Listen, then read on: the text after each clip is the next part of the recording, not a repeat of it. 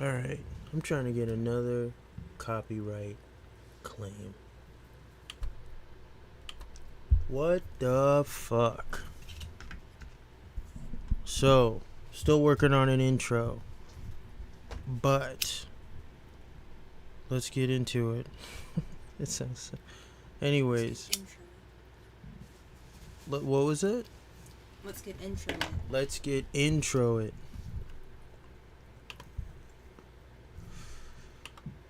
Obviously, that's not gonna be the intro.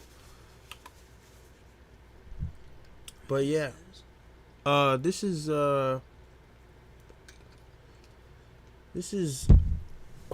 for people that don't know. Pretty big scandal happened in poker. Well, pretty big moment happened, right? Scandal is just a word that they use, but in poker, this guy they at the Hustler Casino Live. Yeah, it's for the light. It affects lighting, so you don't just turn lights on. It's fine. Don't worry about it. It's fine. Don't understand lighting. Anyways, they had Phil Ivey week at Hustler Casino Live. For people who don't know, Phil Ivey is like the Michael Jordan of poker. You know, I mean, he's the people that he's the person that when people look back, they'll be like, this guy was the best, and when he put his mind to it, you know, there was nobody better than him. That being said, give me just 89 seconds. I'm going to show you this $1 million skill that they. I hate ads. So anyways, it's Phil Ivey week at the Hustler Casino Live. And they have a pretty cool lineup. It's like Phil Ivey, Garrett, this girl named Robbi. Who else is playing? Ryusuke, Eric Person. A lot of personalities. Obviously, if you're not watching poker, none of these names mean anything to you, and that's fine. And Andy, you know. And then this guy Garrett, who's at the table, his nickname is the GOAT. But it's Phil Ivey week. It's Phil Ivey week, right? So they're honoring Phil Ivey, who's the GOAT. And how do they honor him? By bringing on a person who they nicknamed the GOAT, even though they really only been seeing him play for the past year. But that's fine. So Garrett's on. It's just gonna be cool to see a guy so good now that they nicknamed him the GOAT versus a guy who is the GOAT. And it's like this, it's kind of like an old school, new school, just as far as like definitions go, where it's like, you know, you got niggas coming out with one hot song and they're like, man, this nigga, he's on track to be the greatest rapper of all time. It's like, he's on the same trajectory as like Vanilla Ice also. So it's whatever. But Garrett's better than that. Anyways, they're all on the stream. Garrett is the best in high stakes poker right now. The man is like a robot. He just makes like all the plays that like you're supposed to make. So what's so interesting about like poker is it's not gambling. You know, it's actually in some respects it's like similar to the stock market, where this is like a game of probabilities. And if probabilities shift in my favor, then I should put money in commensurate with the shift in my favor. And the reason why, you know, is because you capitalize on the times when you can, and then you just limit your losses when the odds aren't in your favor. And so anyways, a lot of people look at poker like analytics. Like, what's so good about Garrett is like, I think I call Garrett the AI, where this nigga is like, he does everything by the book, but he does it so smoothly that there's like no wasted motion. Like, it's fluid, and it's like it's part of this whole GOAT mystique, where it's like every right play you're supposed to make, he's just like, well, I guess I'm supposed to fold, even though, you know, he's got a good hand. You know, it's not a winning hand, but when it hits, he's got a lot of outs when it hits. But the way that people think about poker hands is it's in terms of outs. And I'm doing this for layman's, right? Doing this for Trader Joe's, Trader Jane's. For democracy. For democracy is what Allie says. She's a political science major, so she's just gonna say that about anything. And democratizing the audience. You're democratizing the microphone. And anyways, so Garrett's the AI, and I mean, it's just like, it's very tough to like penetrate. He's even, I mean, it's even down to like the glowing skin that doesn't move, you know? This dude's just straight AI. And so it's poker's gotten into this analytics thing where it used to just be like burnouts who played poker, or at least that was like the mystique around it. But now, like, poker players are, oh, I don't think I even, no, I did. It's just nobody on. But that's fine.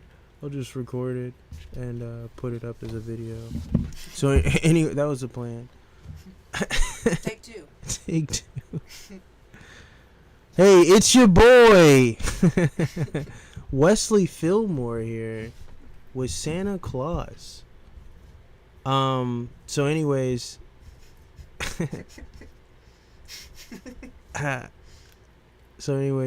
poker's at this spot where it's not just these construction workers who are playing.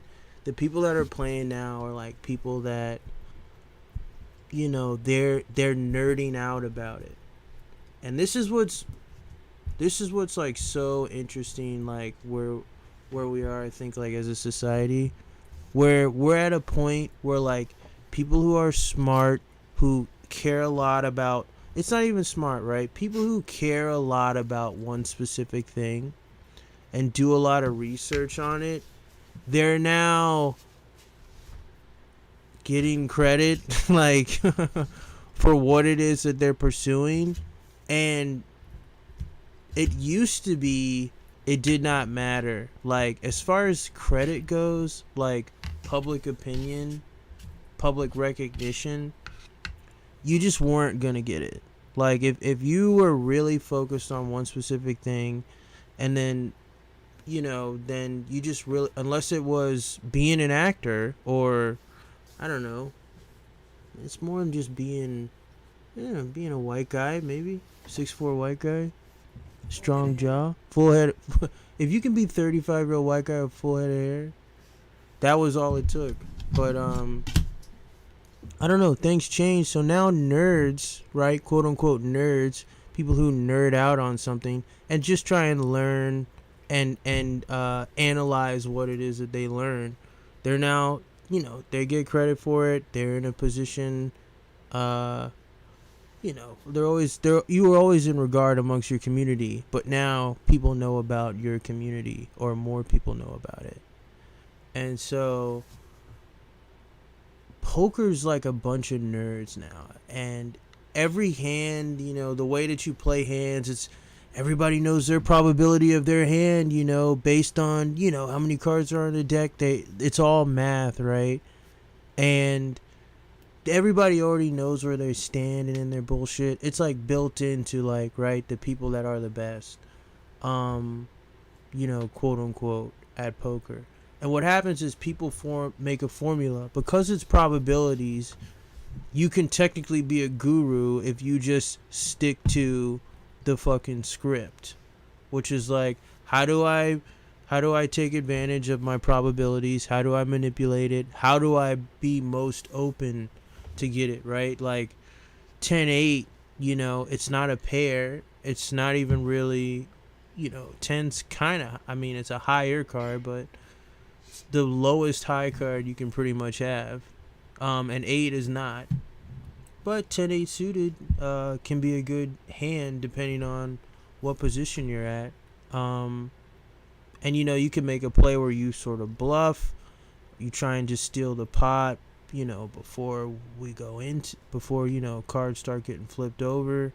I don't want to get too deep into it, but you can manipulate that and know, like, hey, if I bluff with this, or if I act like maybe it's stronger than it is, one, I can kind of trick some people when I get into the pot, but two, I also have outs, I have equity, so if the hand doesn't go my way on the flop, or the hand could go my way on the flop. How about that? Like, I could still be in a position where I have the best hand, and it's within a reasonable range. And so that's the way that all these niggas are thinking about poker. It's the way that poker's taught, and that's fine. Like, it is a game of probability. It's not just a game for the cool guys who, I don't know, don't want to see their annoying wives. What'd you say? Just cool guys. Just cool guys, huh? All right, I'll allow it. And ladies. Ladies don't play More poker. recently. Ladies don't. So, yeah. And then, of course, the woman thing comes in where it's like, well, hey, this is a thing where, guys are getting recognition for it, and we haven't been a part of it. I demand to get recognition for it. And so, yeah, girls are in. And girls, it's still a nerded group. So girls join in. If they want to participate, they will get a chance to move up rather quickly. And that's fine. That's the way that things go. But anyways, we have like this clash. So Garrett is probably the least autistic person at the table. Least. Right? You can't be a good poker player and not have some autism. But Garrett is the one where if Garrett, right, if they looked at autism and all the kids in the special class left, or if Garrett left the special class and went to the bathroom or whatever, and then the hall monitor saw him, the hall monitor wouldn't go escort him directly back to the special class. He'd be like, where are you coming from? It's still open. It could have been anything, and that's what Garrett looks like. He looks he's a hall monitor, just like some nerd kid. He's like, so what's going on with the big game this weekend? And Garrett would probably be like, what game? And he'd be like, I don't know. But anyways, but Garrett looks like he could have been an athlete. I don't know. I mean, now we're getting. He looks like he could have played a sport. He was on Survivor, right? And he got kicked off not because he couldn't start a fire, but because he was too good at starting a fire. So, dude's in great shape. He's outdoors. He looks like he can do just about anything. He's one of those people where if his car broke down somewhere, he would just set up a camp because he'd have all his camping equipment. He'd know how to do it and all that other shit. If my car broke down, I'm in the car until I get picked up by another person in a car and get taken indoors to someplace else, whether that's an indoors where people are renting cars or fixing cars or just a hotel. But Garrett would just tough it outside, probably fix it himself in the morning. And just looks like a normal guy, and that's fine. And so this nigga's in the game, and so you couple that with again, like I said, he's not a robot, he's AI, because it's just smooth and flawless, like the way, you know what I'm saying? I think you're looking for a cyborg, half robot, half. He's a cyborg, sure. I'll allow a cyborg. That's good. So yeah, like I said, people nerd out about all kinds of things. Is the point, right? And so, anyways, Garrett's this dude, you know, so that makes him the best right now, and he's the king of the nerds, right? And so that's always gonna get, you know, it's gonna give him the edge. I think there's some great poker players out there, but here nor there. And so we got all these people playing, you know, just a round table of you know, schmoes and a couple of hoes. I think there was one hoe, and that was Robbi. And so Robbi's new. So Hustler Casino Live has been going on for like I think like a year and some change. They did something good. What they did was they took something that people are addicted to. This is people play poker. It's not like pickup basketball. There's no fucking 15. There's no I got on next. Niggas aren't getting knocked out. People sit down and play poker for 6 to fucking 12 hours at a time, at least. Like, you're not just going in and out of a poker thing. And so if people can play, if they can be captivated that long, and if it could hold your interest even after you go, like, the question is, like, you know, is this stimulating enough to be put on television or to be televised on YouTube? And it's an emphatic, you have to at least try that shit. If you can do it, there's how many things do you do for 6 hours straight? I don't even know how to play. It's fascinating.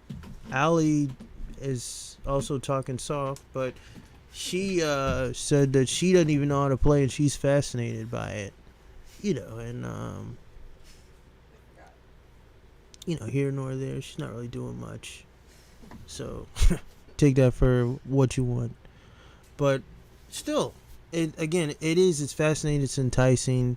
The lay man can watch it, the lay woman can enjoy it as well. And it's there. And so Garrett's been running Hustler Casino Live. What they did was they understand production. Let's get some good camera angles. They understand what shots to get. Whenever somebody fucking loses a bunch of money, they love that zoom in. I love it too. But that's what we're doing out here, right? We're here to watch people lose. You know, we're here to watch days ruined. We're here to watch relationships get ruined. We're here to watch lives get ruined. And that's a good thing about poker. And, you know, also just somebody throw around, not your car note, but the entire value of your car, just as one bet. And, anyways, that's kind of the environment's going now. So we got one girl named Robbi. These are the nerd kids, right? It's analytics in basketball. I just want to set this up a little bit more. It's like, if you're not watching it, poker, it's like the analytics community in basketball. And anyways, so Robbi comes on. Robbi's a girl. You know, I think the first thing that you kind of think is, if it was a black sitcom in the 90s or early 2000s, they would have called her Angelina Jolie, without a doubt. She looks like off-brand Angelina, you know, diet Angelina Jolie, and that's fine. The work looks. I think I described her as she looks like The word she looks. she looks like she's attractive. Is how I described her. Where she checks the boxes, right? High cheekbones, tight waist. Clearly she's got some boob stuff done. Big lips, you know.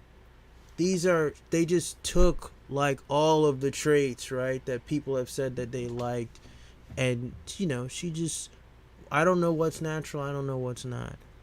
All I really know is it's LA, you know, so she might be one of the most natural women in LA. And whatever, if she's got stuff done, you know, which I think so, but what stuff she's got done, it's to the point, especially with her skin color, you cannot tell how much she got done. You can't tell if she's got 5% plastic surgery done or 50%. And so that's a good thing. There's something to be said for that. But yeah, I think I think she looks like a. Here. Let me run this. I think she looks like a praying mantis. I was waiting for her to her face to come up. Pretty weird that we haven't seen her face. So yeah, that's her face, just for the sake of. She looks like a praying mantis, yo. And she'll sit up in the chair too, and you know, praying mantis got good posture. She does kind of do yoga poses, got yoga pants. And so, yeah, this is Robbi. She comes. So immediately, first thing you think, you know, plastic surgery or not, she's way too attractive to be playing with the nerds, right? And she's like,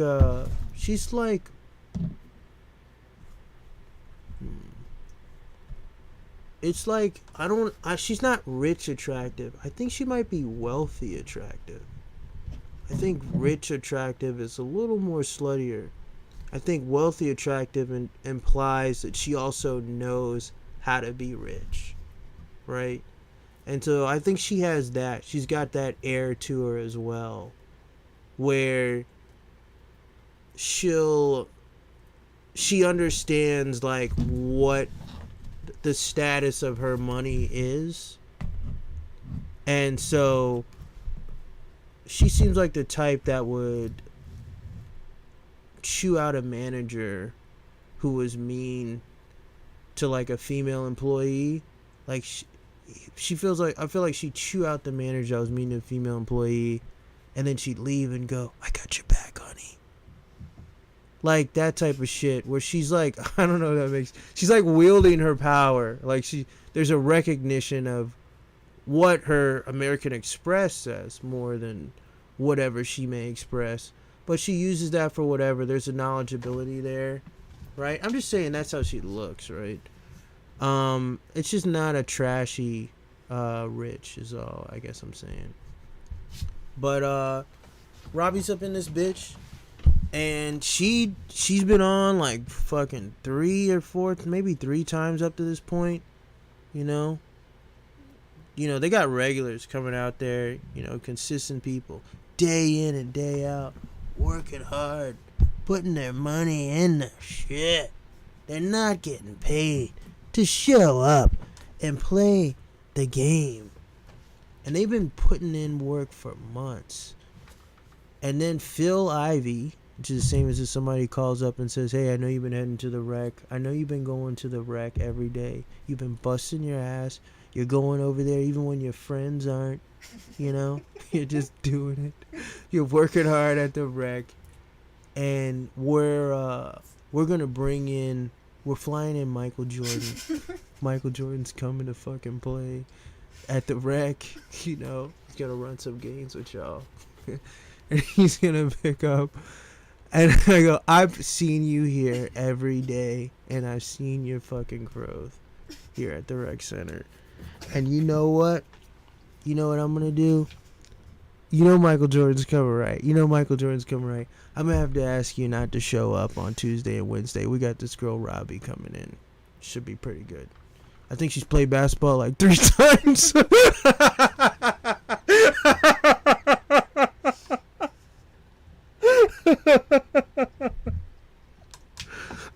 I'm going to have her jump in with Mike, see what she can do.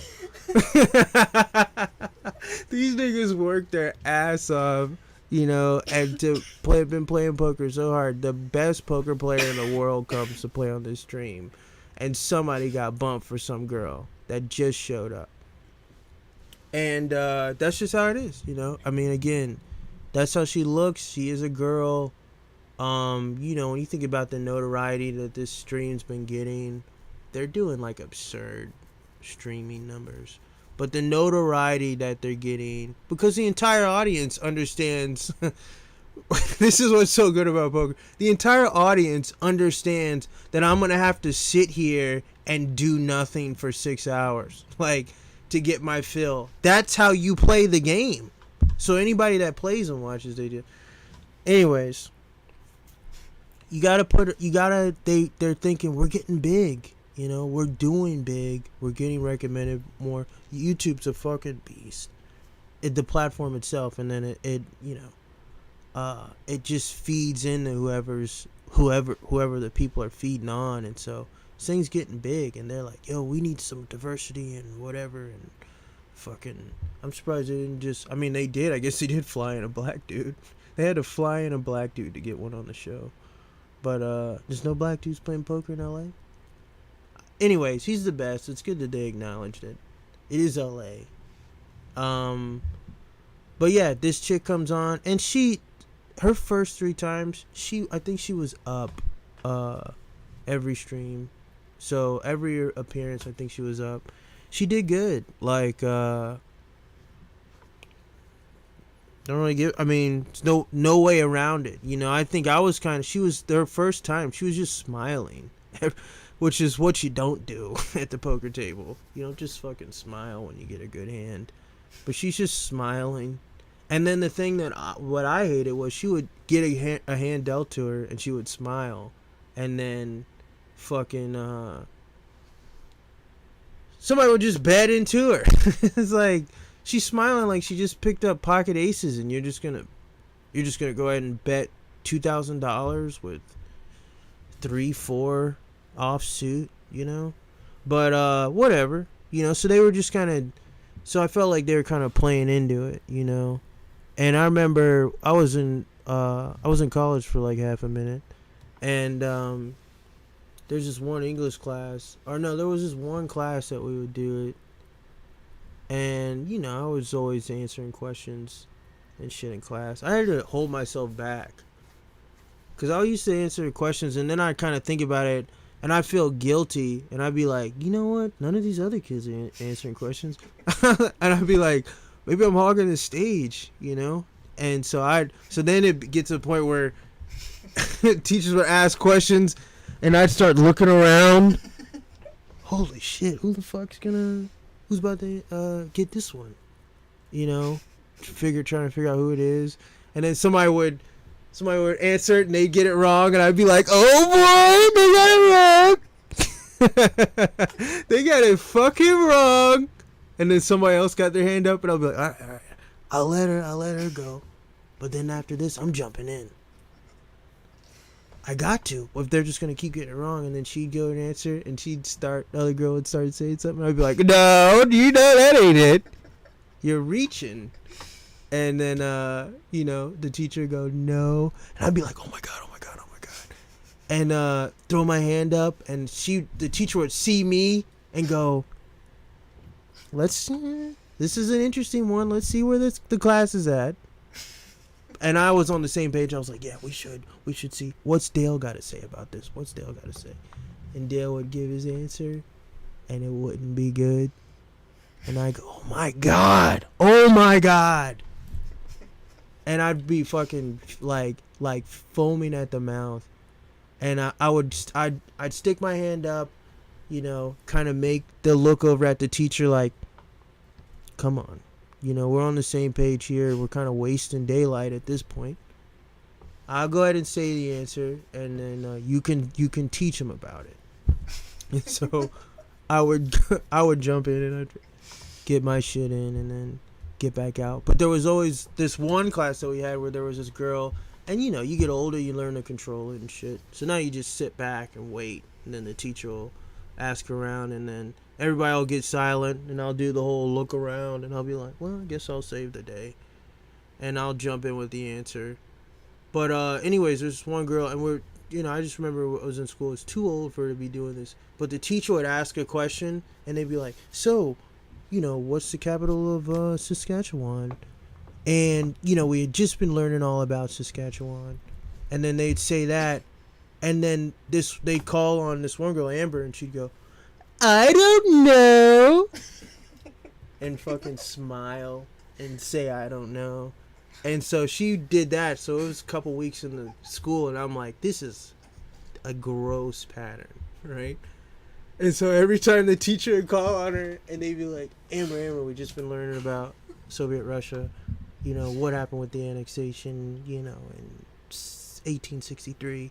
And before he'd go, Amber, what is it? And before Amber would say anything, I'd go, I don't know.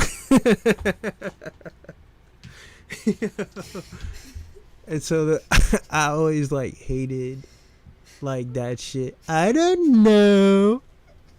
Fucking dumb shit. So I always like hated that. So fucking Robbie comes in to the game, and you know she's smiling shit, and they're gonna bet into her, and it's just like they're doing the whole thing over again. There's like, Robbie, what do you got? 2 pair? I don't know. Maybe I do have 2 pair. And so she did that shit, and it just felt like that. And I was like, y'all aren't playing poker with this girl. Like, you're not even fucking. You're just handing her money, you know. And so I didn't know where Robbie was, like as far as skill, because you have to be in the poker to play poker. IMO, you know. In my opinion, Jesus Christ, the look of confusion. The look of confusion, though. Just not sharing much, I guess. IMO. How come my friends keep saying I'm O after they say stuff that one time? But how do you not know IMO? How come my friend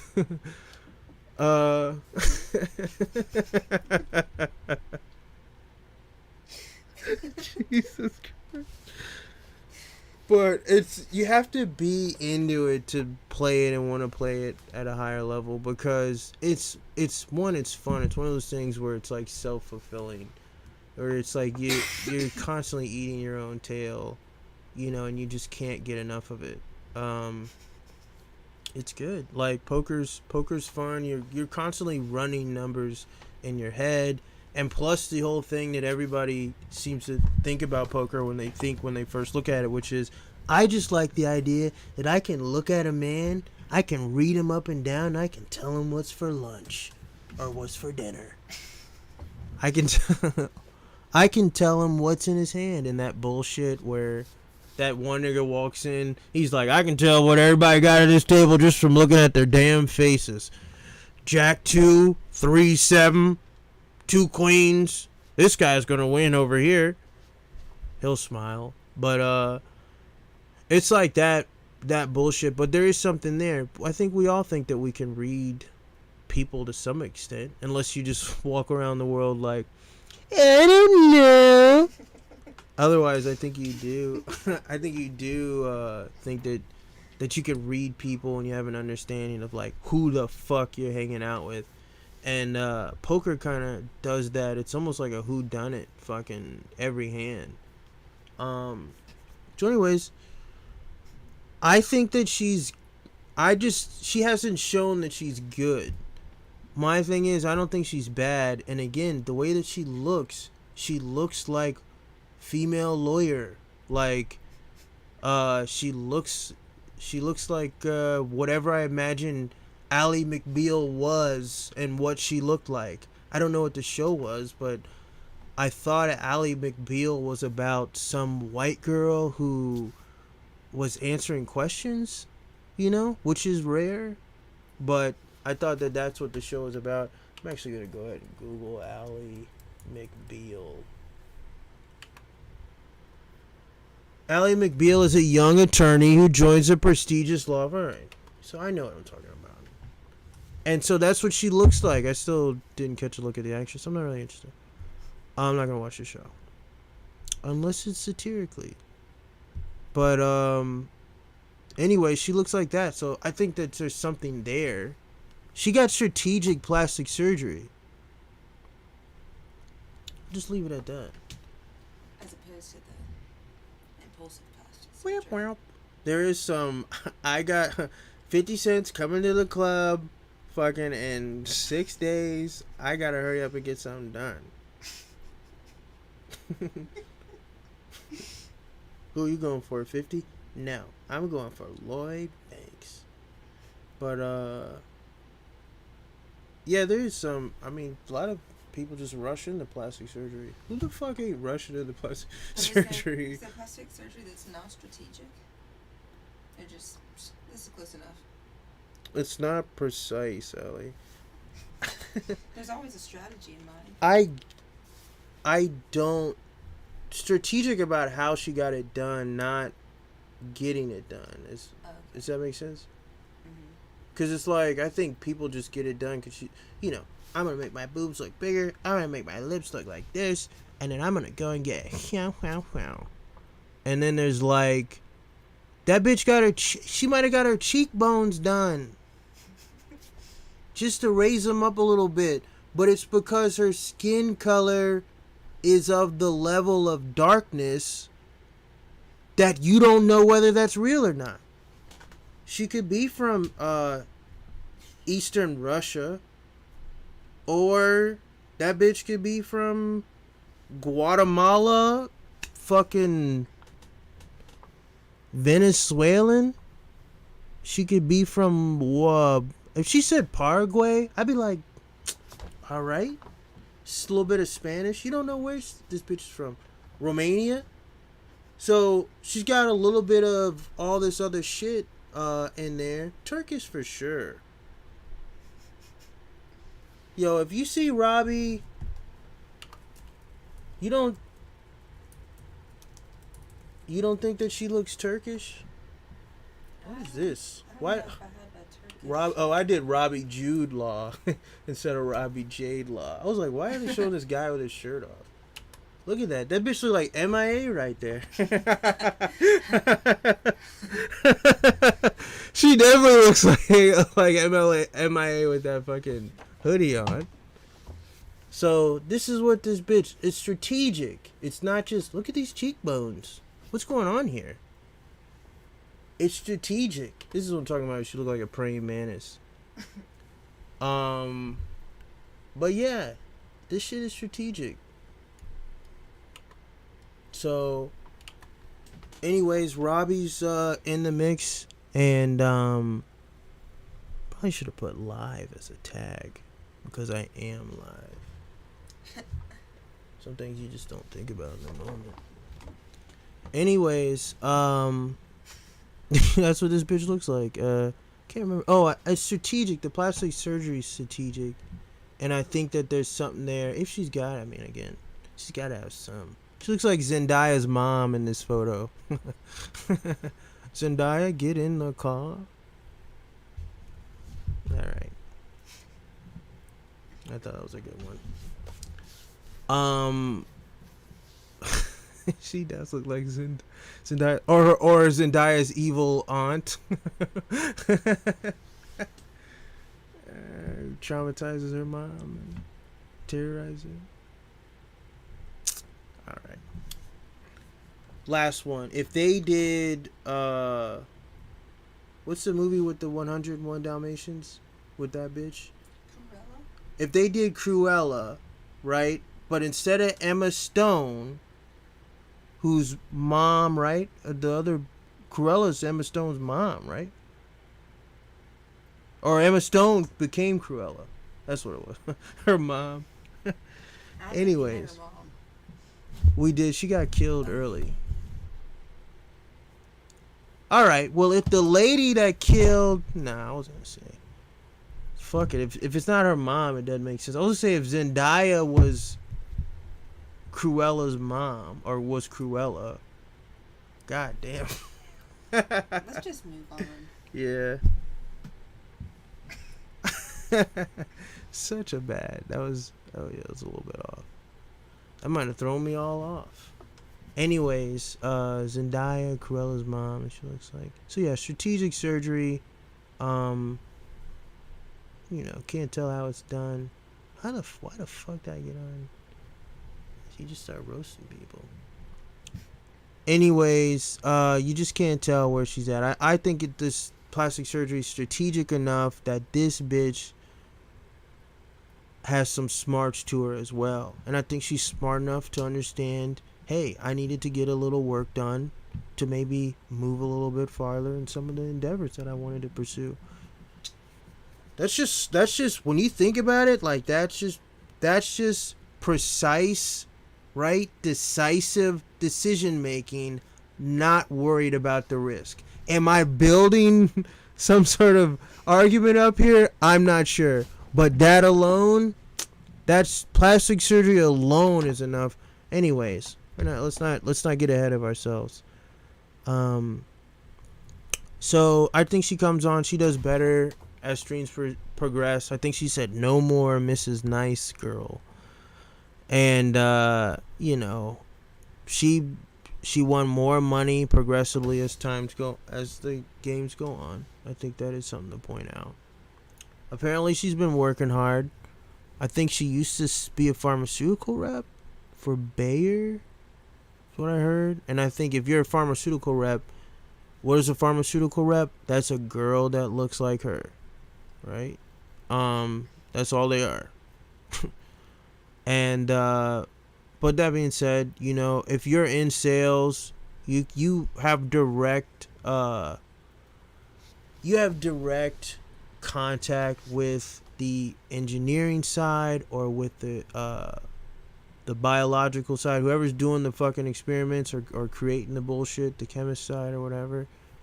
You have direct contact with them because you need to in order to do a sales position correctly. Pharmaceutical sales is interesting. Technically, you don't need to really know anything. You just need to be an attractive woman. And that'll get a lot of these deals done, and that's why they hire them. But the opportunity to learn is there. And so, this bitch fucking, she plays, she gets better, and then I changed. I think I even told Allie, I was like, I'm not sure about this bitch. But she starts making some calls and shit, and I'm like, all right, it looks like she could know something, like, for sure. Oh shit, I think I got the chicken cooking on low.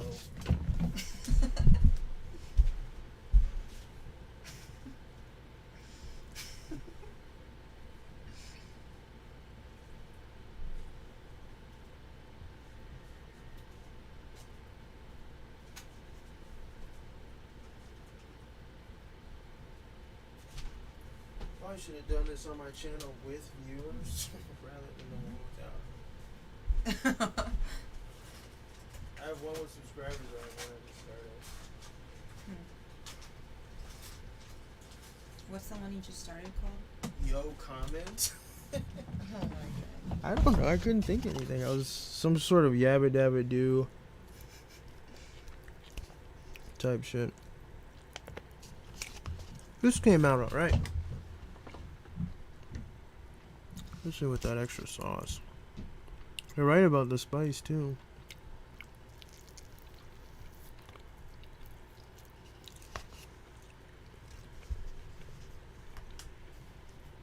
This is good. Alright. So anyways, she gets into a big hand, right? And she's new. She played a couple of games. Like I said, her first game she smiled every hand she got. That was good. And I think like 3 games in, she's taking like $40,000-$50,000 pots down.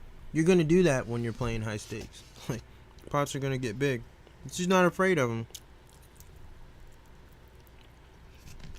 And poker is a game where it is based on probability, so if you can do the math, you can be good. And there's times where you have to call, even though you know you're going to lose this time, because the numbers suggest that you should. 9 times out of 10, you're going to get this. But this is the one time you lost, and you know it. But you got to call, because those are the rules, right? It's, They play the hand for the game. They don't never play the hand for the hand. So the way that poker's kind of taught is, if I do this and I do this consistently, I will be profitable. And those are the moves that I'll do, even if I'm going to lose now. So it's a little more calculated of a game. I know when Robbi was playing earlier, she was making some calls like, math's a little loose on this one, but you're making decisions based on other stuff, and That's just good fried rice. But you're making decisions based on a little bit more than just the numbers, which is great. I think that that's part of poker. It's part of live poker. There's been some amazing live tells. Me and Allie was watching some dudes yesterday, Kurganov or whatever. This nigga said your voice changed when you said all in. It wasn't like the last time. That other nigga was so shook, he started smiling. He's a professional player. Like one of the biggest games in the world. He started smiling. He was like, holy shit, did that nigga just say that? Completely oust him, yo. So he says that, and then he goes, and your voice didn't... Usually your voice sounds like you're so excited to have the hand. But, I don't know. That nigga just called him off and won the pot. So there's some shit there. But Robbi's been doing good. She's doing some stuff that's a little bit different. You know, there's also this learning curve where you have people that's like, the math says you're supposed to do this. We all know the math, so we all adhere to the math, right? And then if there's somebody there that doesn't know the math, they go, wait a minute. Are they on the other side of this math? Like, I have a 70% chance of winning. Why is she betting? Like, literally, it's like that's where some of this shit starts turning into. And then they go, well, she must be the 30%. I have to fold. And cause she was just fucking niggas up. And you couldn't tell why. I think a majority of it is just blind girl at table. All right, let's play the game. It's like every guy, you know what it is? Every guy walks up to a girl just trying to hold their hand, but they all want to fuck her. It's like that. If you're going to talk to a girl, you always talk to a girl like you're just trying to hold her hand. Hey, so how's it going? You know, whatever. That's not what you're thinking about. That's just what you're saying. And so they kind of do this shit where everybody shakes her hand real fast as they all, hey, and she's like, my name's Rachel, you know, and she's doing all this shit. And not a single one of the guys gives a fuck that her name is Rachel. None of them care about that. Like, your mind is either, I'm trying to fuck, what's her name? or I'm not trying to fuck, what's her name? Either way, could give a shit less about who Rachel is. And that's just how it is. So they all kind of do that thing. Maybe they're just doing that dance where it's like, all right, maybe we'll hang out for a second, you know? And I'll give you $5,000 and $12,000 and $14,000 at a time just to say that we did the do, you know? Or whatever. So now the next time there's a big pot out there, you know, for like $80,000, maybe you'll fuck me. What they do. Yeah, I'm serious, yo. Because there's no logic behind it. It's just these dances that we do with girls. And it's condescending. It's also status quo. Like, that's the way the girls play the same game themselves. I'm going to play a little bit. I'm going to play coy. Even though I know what's going on. I like to giggle even though there's nothing funny happening.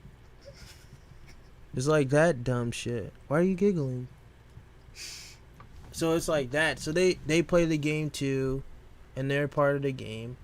And so that is what it is. I don't think I have to just pay a girl because I met her. Like, I don't get that shit. But niggas be trying to do that dumb shit.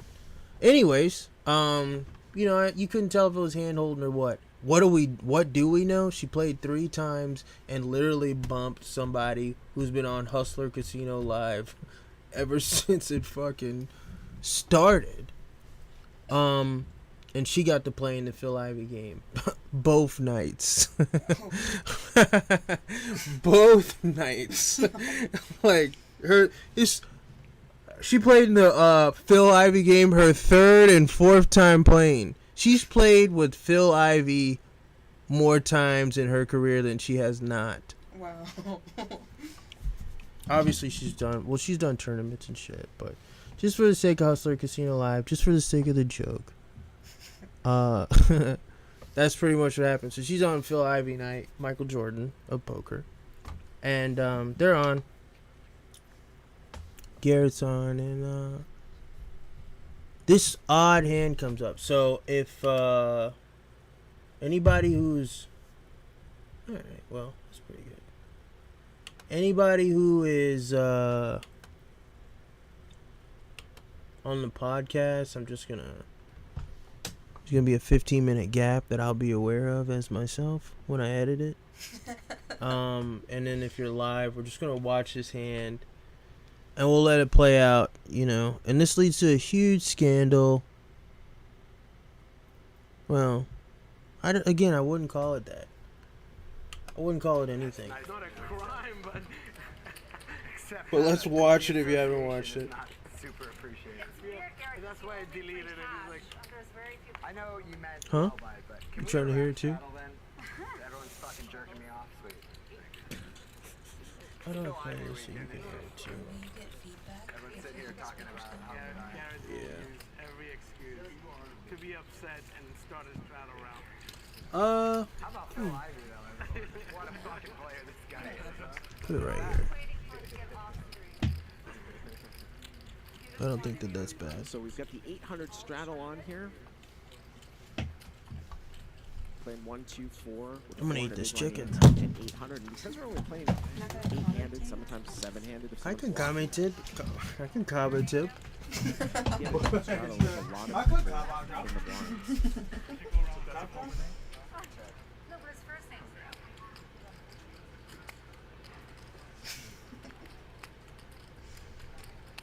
To take the attention off Garrett, we could go around the table and everybody fulfill their. I'm so hung up on chicken, I'm not even thinking about words. I'm chip. Jesus Christ. Just trying to eat. So my favorite moment was, I think, when. Oh, they're just showing out their hands. Come on, yo. You gonna advertise a hand, do a hand. Won all the tournaments and star was good. This is it, yo. That's Garrett right there.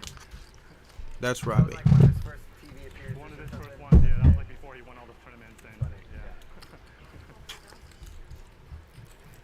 yeah. Oh. Wow, Robbie really mixing it up. Garrett calling Garrett's raise with Jack. Sometimes you just get it versus right blind. when you make chicken. Garrett here has flopped a straight flush draw. 10, 10, 9 with a couple clubs. He's going to bet 2,500. Alright. Bottom left, they got the equities. Robbie's got a Jack 4 offsuit. Jack of clubs, 4 of hearts. If you're listening at home,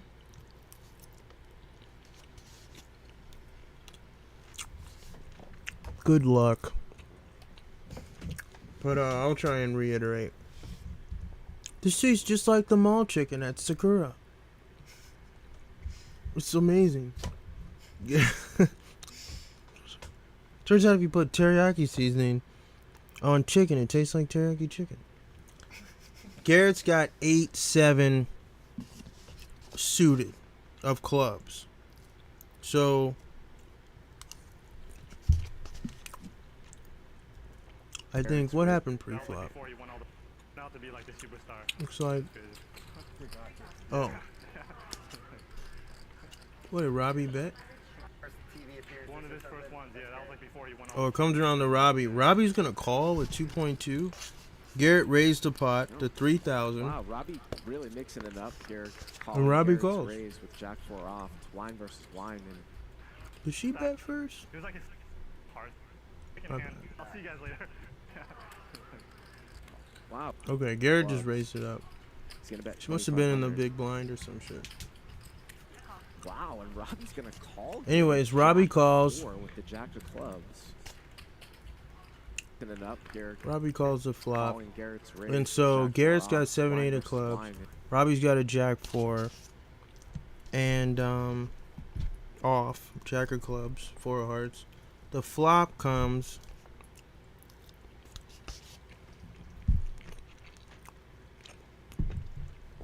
Oh my god, that tastes great. The flop comes 10-9. Flop comes 10-10-9. 10 of hearts, 10 of clubs, 9 of clubs. So there's a flush draw. It's like the fourth strongest hand, I think, in poker. But it beats the shit out of every other hand. But there's a flush draw. That's when you have 5 of one suit. Now, if you're not familiar with poker, there will be 5 cards dealt out into the middle. Each player has their own 2 cards. 5 in the middle. If you can make a combination, if you can make a 5-card combination with between the 2 cards in your hand and the 5 cards on the table, the strongest combination wins, right? Whether that's a pair, 2 pair, trips, which beats 2 pair, or you start getting the fuck comes after trips. Probably a straight would come after that. Full house beats a straight. Then excuse me, I think it'd be a flush after a straight. So yeah, flush after a straight, which would be 5 of the same suit.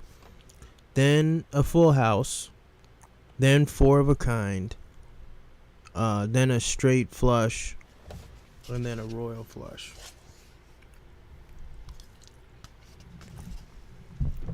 So when 10-10-9 comes out,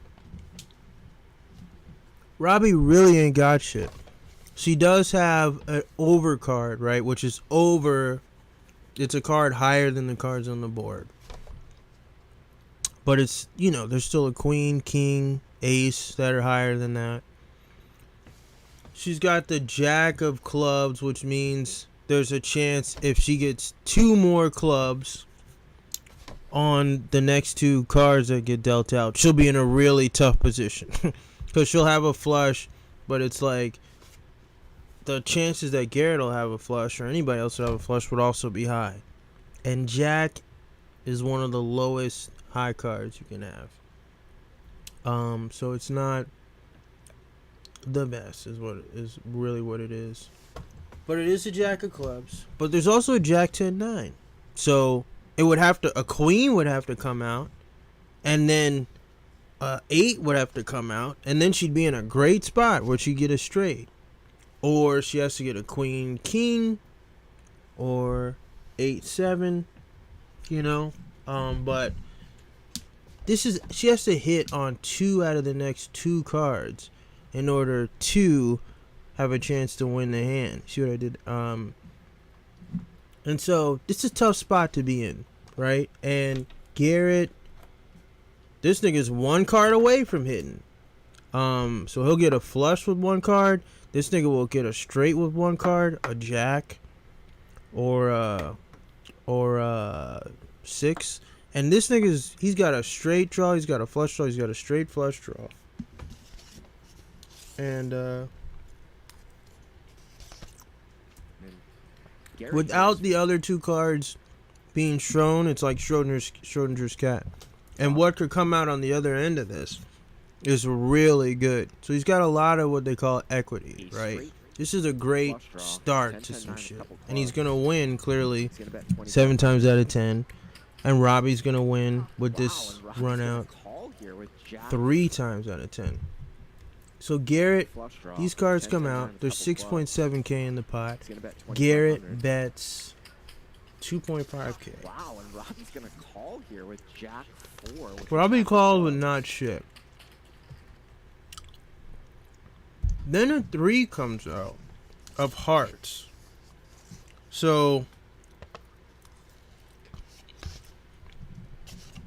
Robbi may not know Garrett's hand. So now another flush draw comes on the board, because everybody starts with 2, so you could assume that somebody could have 2 hearts or 2 clubs or whatever. Another flush draw comes on the board, and Robbi doesn't have shit. If she's looking at her hand, she's like, fuck, right? So there's no chance of her connecting on a flush, straight, shit, fuck, or anything. Her only chance of having a hand with some showdown value, or a value when they have to show their cards, would be if she gets a jack. If she gets a 4, she'd get it, but she couldn't feel good about it. Couldn't really feel good about it. Jack she actually would feel good about.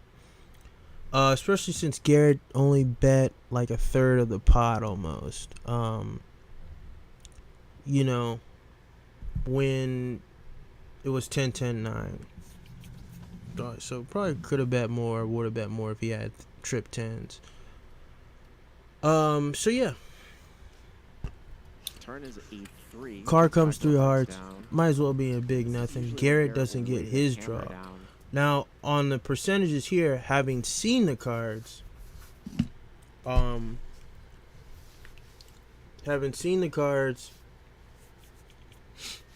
Garrett's got a 53% chance to win. Robbie's got a 47% chance to win. This is a coin flip, plus a couple more in Garrett's favor. So Good chicken. it was good, chicken. You're just talking about me fucking up talking. Whatever, yo. It was good chicken, and I'm gonna get some more. It's in Garrett's flavor. I'm just looking. Anyways.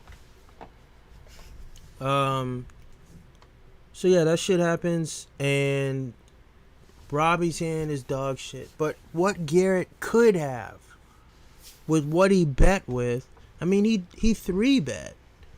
Usually if you 3-bet, which means like a bet comes out, somebody raises, and then you raise again. One, you're just trying to get one-on-one with some other player. But also, usually got a good hand. Usually a strong pair. Or you got some high-ass cards in that bitch. Ace, king. King. Well, king probably gonna go up a little bit more. But yeah, ace, king. I think ace, queen. I think queen, king suited. Maybe king, jack suited. You might even do it. If you think you can get good. Ace 10 suited. Ace 5 suited. 2, 3 ace. But you usually got some good stuff in there if you're doing a 3-bet. And but you could have anything. And what Robbi could have defending where she was at, you know, chances she hit a 10 or a 9 ain't that good. Chances you're calling that with a 3 ain't too high, but she could have 10-9 for sure. She could have 10-8. She could have maybe jack 9, jack 10 or whatever. But she could call. She could call a little bit better too. I mean, if she's calling, but if it gets to be too good, she probably would have just 4-bet him. But if you don't want to pay the extra money, you just want to see a flop. Anyways, this 3 comes out. It's dog shit for just about anybody. But Garrett, the things that Garrett could have, you know, could have jacks. Well, couldn't probably because Robbie has a jack. So Garrett could have had queens. Could have had queen, jack, king 10, king 9 for sure, ace 10, ace 9. So he's got a lot of whatever, you know, and you're thinking higher than lower, which is actually good if Garrett connects. But anyways, this comes, and With combos. Garrett looks at that and goes, you know what, I'm gonna bet. It's like, I bet you 2,500 last time. Pot's 11,000. How about I bet you $10,000, right? And the $11,000 pot. And Robbie, look at that face, huh? She looks like an upset Puerto Rican mom. She looks like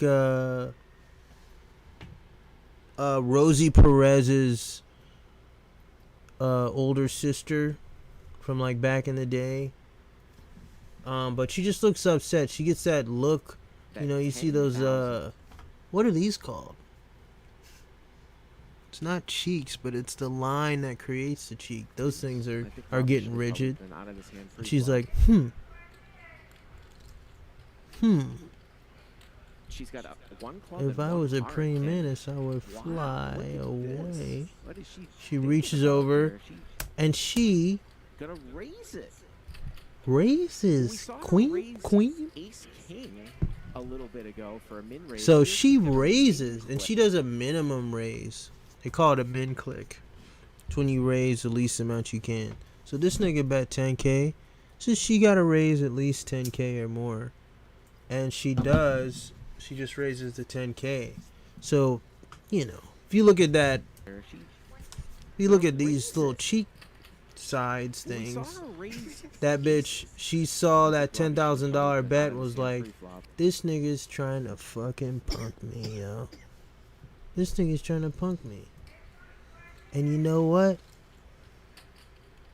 You know what? She's got one club and one heart, and I'm not gonna let him punk me. She's thinking about here. She's Not with these J-Lo sunglasses on. And Garrett goes, Ace King. wow. And wow. And she been raised Eric earlier trying to punk her. Again, she had Ace King. I think Bart mentioned that. Jack 4, and you know Garrett is just so experienced. Oh, wait, hold on. Let me scratch my face. That's the shit I got. I don't get that, but look at that face, huh? Look at that face. She kind of gets. She says something, then she kind of gives that look like round. And Garrett's in the middle of a big decision here. So experienced. Looks like he's got short arms from this angle. That left arm's looking short. How often would she do this? Somebody said he was 6'1", but that short arm, that arm makes him look 5'8". That's a 5'8" arm. Look, it looks like Robbie's arms are longer than his. His are bigger. Robbie looks like she could just reach across the screen and touch his face right now. And Garrett looks like his arm isn't even long enough to stop it from his own face. I think he's considering bet 3 betting, and yep, there's the all in. There's Garrett goes all in. Garrett has $801,000 in his stack. Robbie has 109 left. Obviously, Garrett can't put her in for 801K, but he can put her in Garrett, for like I said, he's just so 109. experienced in bet patterns, bet sizing. Look at them cheekbones. What do you think's going on that face, Sort of huh? acted a little bit with On Jackie Robbie's Diamond from a face. few rounds ago. Geez, she looks like an upset Spanish teacher. I've gotten that look from my Acted a Spanish little bit teacher. with Jackie Diamonds from a few rounds ago. Are you talking during the quiz? Whoa, look at those doll eyes. Jeez. This is where she really looks like a She said that she thought Garrett had praying a draw mantis. about 20 minutes ago. Garrett had the full house, the queen. Somebody said that this is her rock. This is. She took some time with it, They have an angle of the. All right, let me just play the clip first, and then she said, cause I don't want to get into the whole thing, but I'm about to. I think he might have me though. Three's no good? This is why you shouldn't be in hands like this. she doesn't have a 3. So Yeah, but still, three's no good. She might not have a 3, but three's no good. Is what she's thinking about here. she's just because trying she to. loses I think such that she's lots just of trying to quick figure and out, queen, trying to get a jack, read on and Garrett. kings, too. And look at that look on his face. Jesus Christ, he looks like a sad lunch pail worker. She calls? For once, but it's up to you. Yikes. Oh my god. Oof. What is going on here? For once, but it's up to you. Look at her eyes. Is it possible that her hand might be misread in the card graphics or something? You know, honestly, her eyes look so big sometimes. She might be super focused. She might just be one of those people. Her eyes fucking open up like a like a lampshade or whatever.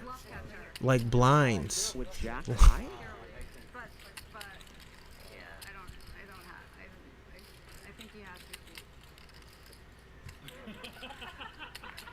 50. go to the river. The river is a 9. Look at the difference in eyes too. Garrett's eyes are all sunken in, Twice. And but Garrett's been Small pair. playing poker for fucking forever. she's good with the first Anything one. you can do to hide your hand. Poker players just adapt. They start sinking their eyes in. If you notice, if you actually watch Garrett, his neck is turned, like it's permanently like turned. From how many times he's just, or is like his jaw kind of turns over. How many times he's tried to look out the corner of his eye. Does she have Jack 4? So yeah, Garrett goes all in, right? The final, flops, or it doesn't matter. She went all in on the turn on the 3. What? Garrett shoved all in and she fucking called him. And she was good.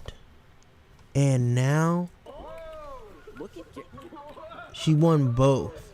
And now the reality of it is set in. Whoa, look at Garrett's face. That is. The reality didn't set in when she called. The reality set in when she won. That is super, super strange. You All can right. see his reaction. Like, what?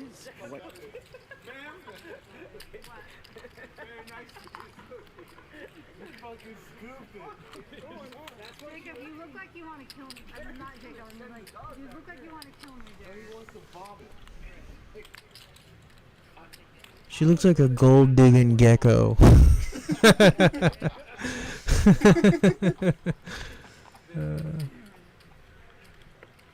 I'm speechless. I'm speechless. I mean, usually Garrett would be fairly congratulatory. It's kind of built like if somebody made a hero call a bat. like that. But Garrett, look at this nigga melt. This is the AI system like this. Wait a minute. This is not computing. This is not. Happened? This is not.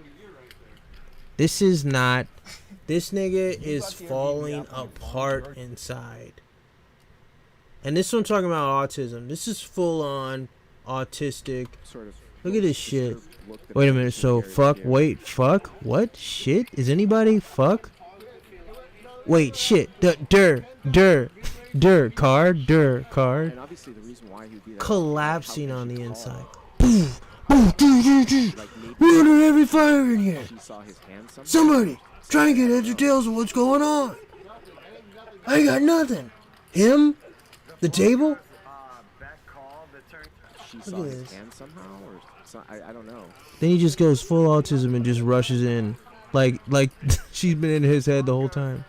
Bet call the turn goes bet raise shove call. Like what? What do you mean like raise?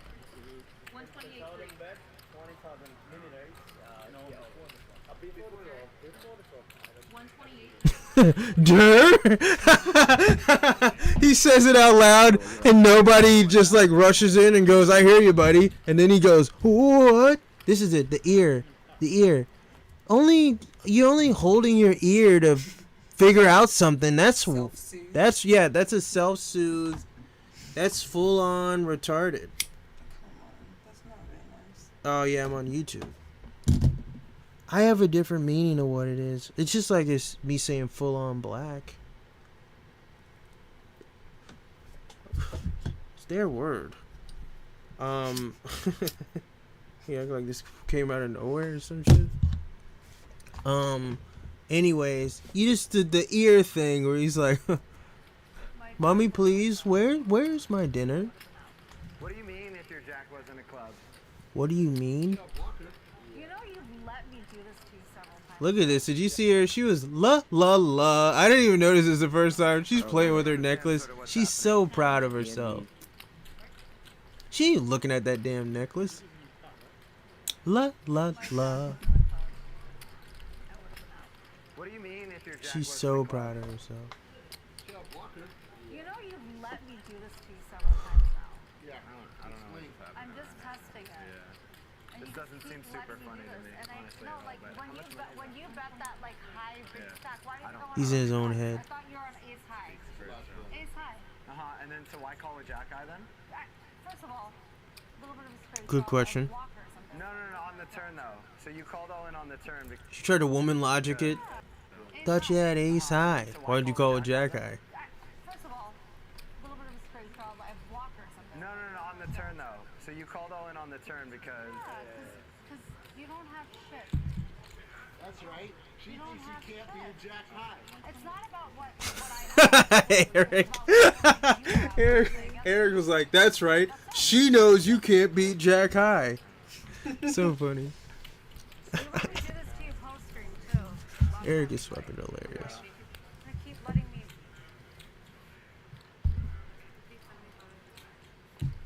This guy's like, "Where is mom? Mom, where is mom?" This nigga had just got his lollipop, and he looks up and they're gone. I mean, there's no doubt about it. This is the most disturbed I've ever seen Garrett look at the table. And I think Andy's disturbed too. He doesn't. If you looked over there, it's like, whoa, what just happened You can here? tell he does not want to be doing this. You're not the only one that gets lucky sometimes, Garrett. You don't have to get that upset. And she's always that Robbie did that for Andy. Robbie did that for that Andy dealer's last always been a night. little She did that bitch. for you.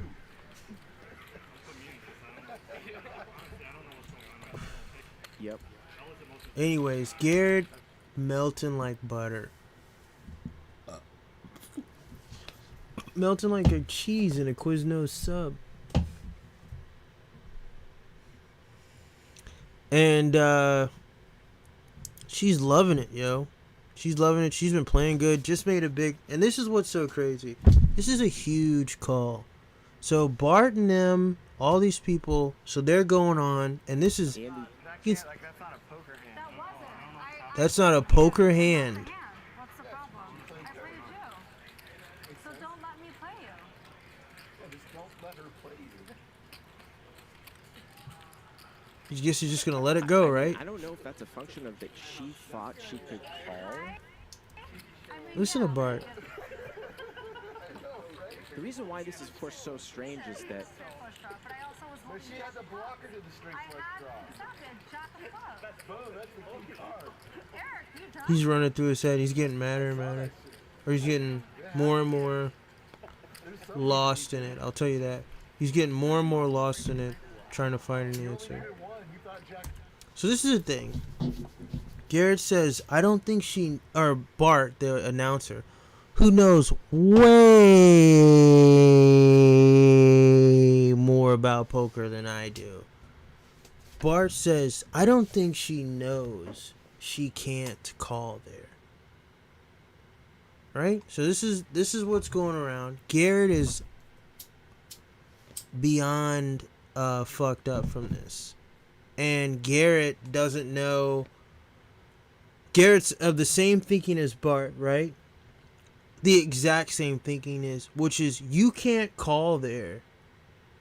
Fucking this nigga goes, that's not a poker hand. They're playing poker. That's her hand. Like, I get what it is, right? But this is what's so interesting. So Garrett, this ends up blowing up, and Garrett ends up leaving on Phil Ivey night.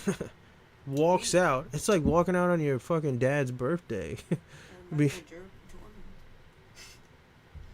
Hey, yeah, we could go with the analogy. Yeah, sure. Michael Jordan.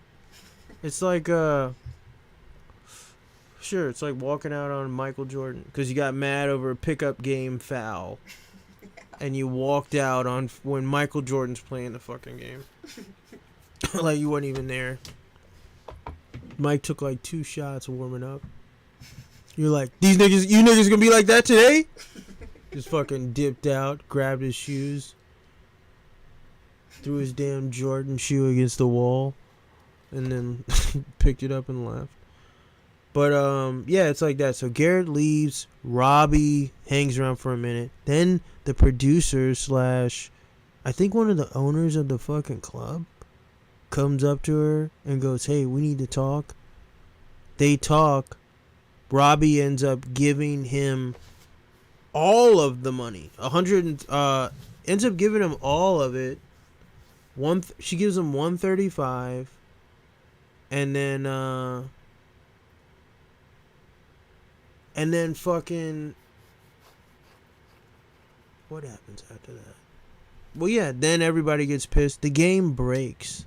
The game fucking breaks. And the poker world breaks along with it. Garrett leaves. Garrett says that he puts out a statement later saying that he knows 100% that she cheated. This bitch, her second and a half time on the stream, is now having to defend her hand and all this other shit. Huge controversy and all this other shit. So this is the thing with the nerds and stuff that I was talking about earlier. When Bart, who knows way more about poker than I do, jumps in and says, I don't think she knows that she can't call. I 100% get that. I've looked at enough poker. I've been looking at it myself. I'm watching the damn stream. And I get why he says, I don't think she knows she can't call there. Right? And that's their way of giving her the benefit of the doubt. It's like, didn't she win the hand? But whatever.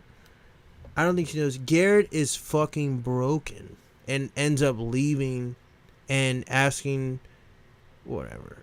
He asked for his money back too. And she gave it back. Anyways, Garrett ends up leaving and all this other shit. Allegedly, he asked for his money back. Well, Ryan, I agree with the allegedly. Ryan did, the producer, say that he heard him ask you could give the money back. I guess that's a statement, right? Whatever the fuck. He mentioned it. He passive aggressively asked for it at whatever extent. And anyways, so the idea is you can't call here. One, what is poker? Poker is poker players and yuppies that want to play poker sit at a fucking table, and the poker players take the fucking money from the other fucking schmoes until they don't want to give up money no more. And then the poker players go home and they rinse and repeat. That's what poker is, right? That's all it is. I'm trying to, if somebody's having a horrible night, I want to be there. I want to see it. I want to play with them, and I want to make it even worse. That's the nature of poker. I'm trying to take your money from you based on you thinking that you're here and me thinking that I'm here, or making you think something else. It's a whole nature of poker. So this is her 2.8th time playing, and it's, if based on that account alone, she's one of those people giving money rather than taking it. Garrett, this is his 20th year playing in the public, and so he's probably one of those people that's trying to take it. So I get the whole idea of you can't call here. Mathematically, the hands that Garrett would have, when we were talking about the hands that Garrett would have here, they were all higher than a jack. They were a jack or higher. Or a jack and higher, really. We were talking about all the hands that she would have here, or at that time, they couldn't fuck with that. And the hand she actually have wasn't close. So the reason why I say that she can't call here, even though the equities were even, is because it's rare is the day that you will actually be good here. What they say is it's impossible for her to be good here. They say there's no way anyone's good here, and that's why you can't fucking do it. Garrett bet. She raised him. Garrett went all in. And so, but it wasn't like Garrett min bet either, right? Garrett, so it's one thing to bet to induce a fucking bluff, right? So I bet a small amount. Somebody tries to push me off with a larger amount, and then I go all in because that's what I wanted to do the whole time. But you don't bet 90% of the pot trying to induce a fucking bluff. You bet that kinda because you're bluffing. Like, you can bet it if you got it and hope what? Some nigga with what do you hope? Some nigga with trip 3s? You trying to knock a nigga, or trip 10s? You trying to knock a nigga off trip 10s? You trying to knock a pair of 9s off? Like, what are you really trying to scare? You're trying to scare people. You're trying to scare people out of a hand that might have had a pocket pair like queens or some shit. You're trying to scare them out because maybe you got trip 10s, right? You have trip 9s perhaps. That's more in your range. You're 10-9 here. Or, you know, even better than that. So they're trying to scare somebody who I'm curious to see who Garrett is trying to scare here. Maybe he is targeting Ace King, but, you know, is she limping or just calling Ace King perhaps? But he's trying to target so and so and trying to knock them out of a hand, saying that I got it. But what do you got? It's got to be 10 Jack 10 or 10-9 or 9s, right? Because you can't say I got it. What do you got? Flush draw. So, you know, it's an interesting call to go all in there. But for what they're saying is it doesn't matter what his cards are because she can't call anyways, because there's such a good chance that she's better or that he's better than Jack, right?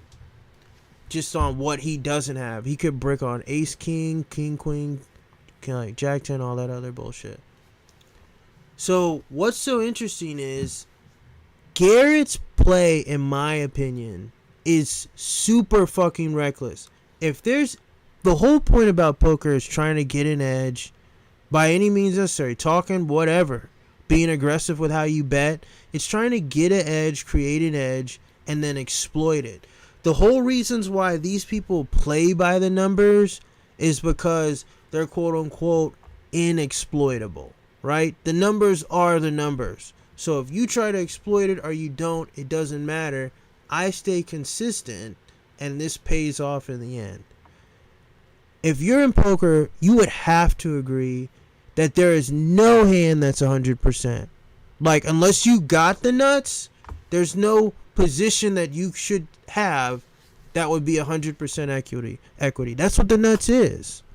So unless you got them, there's no 100% here. So if Garrett goes all in, one, I guess he's saying that he has 10-9, right? Otherwise, there's no impossible from his standpoint.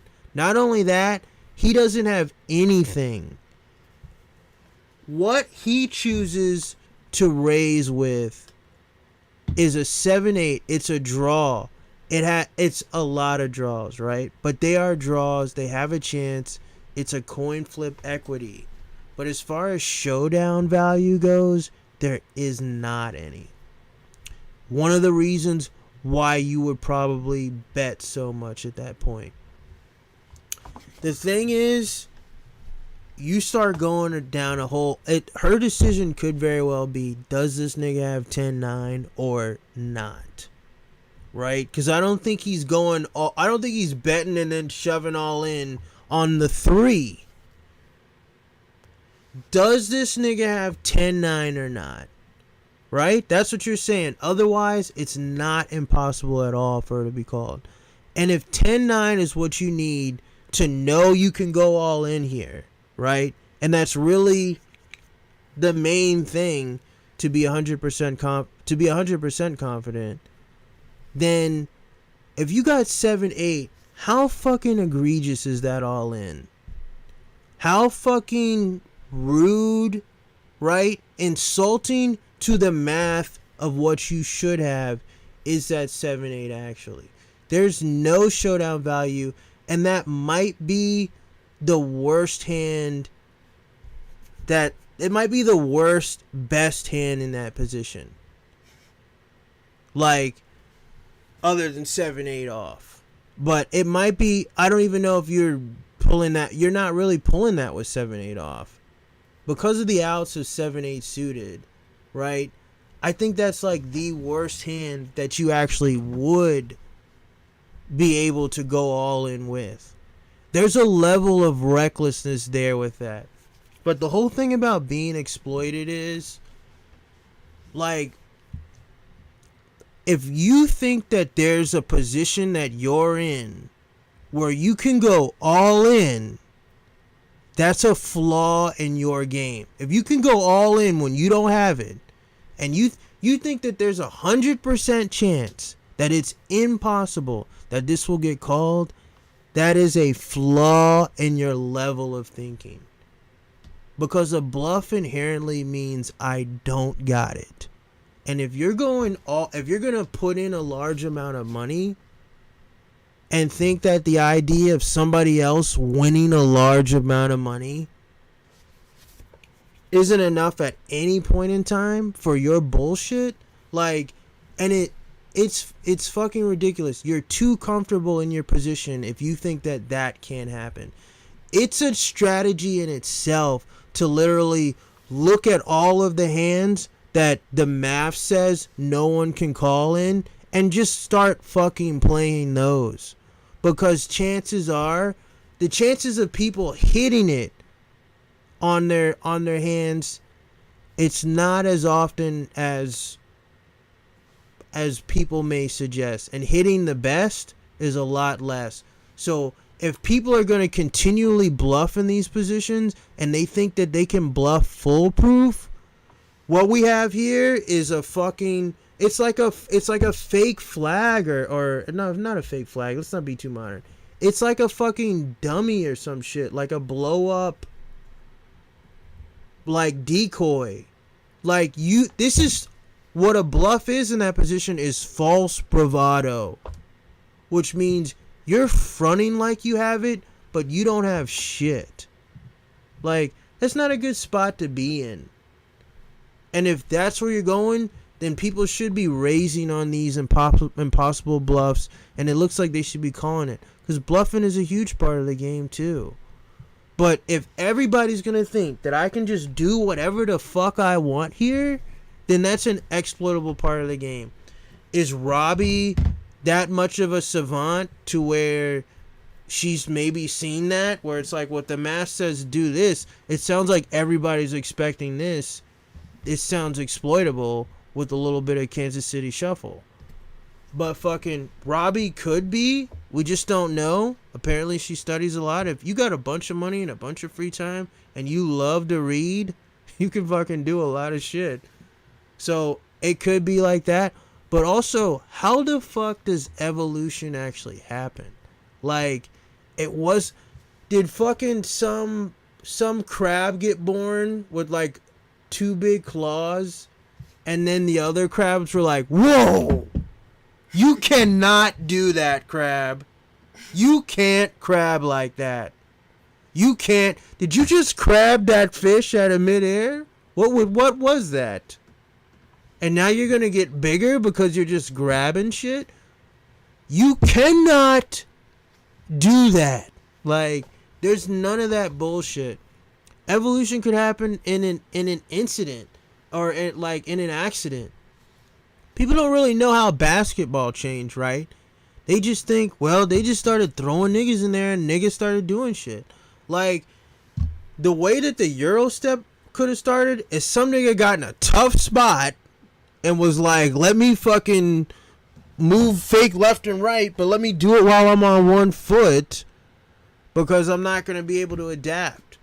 That nigga just got put in a tough spot, made a decision, and all of a sudden the Euro step's born. Poker, if you got niggas saying that this can't happen, then you're at a point to be exploited like by an evolutionary concept. Is the dumbest hero call that has been seen in the modern era. Well, I mean, it's just fucking. It's recently that poker's been streamed this privately.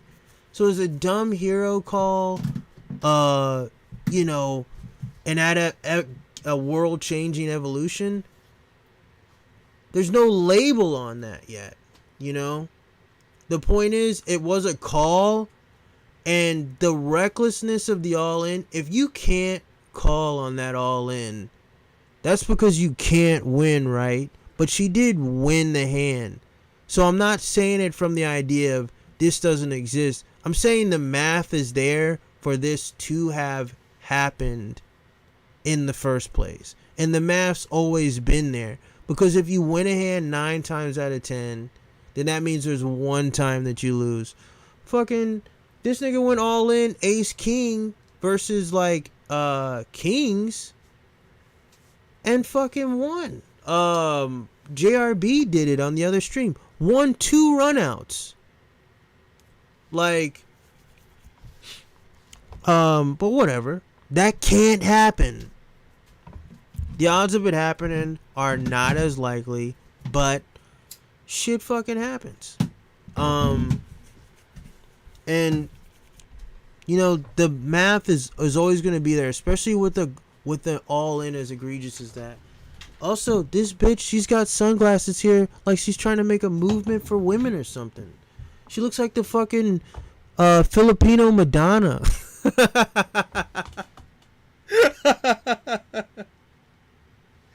Yeah.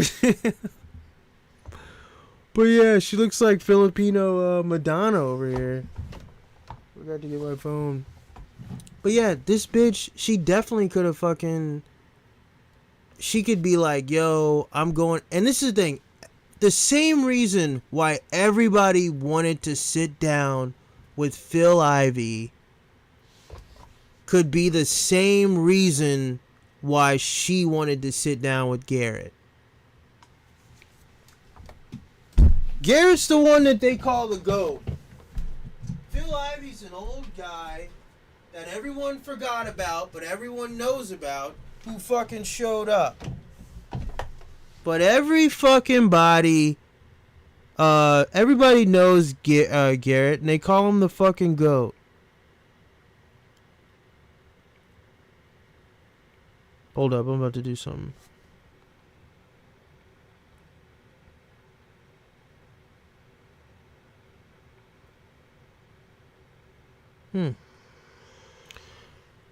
Well, anyways, everybody knows, everybody calls him the fucking GOAT. And that's the thing. If that's where fucking Garrett is, and in today's game, then it would make sense for her goal to be to beat Garrett. So you got this bitch coming in. She's trying to be Madonna. España Madonna.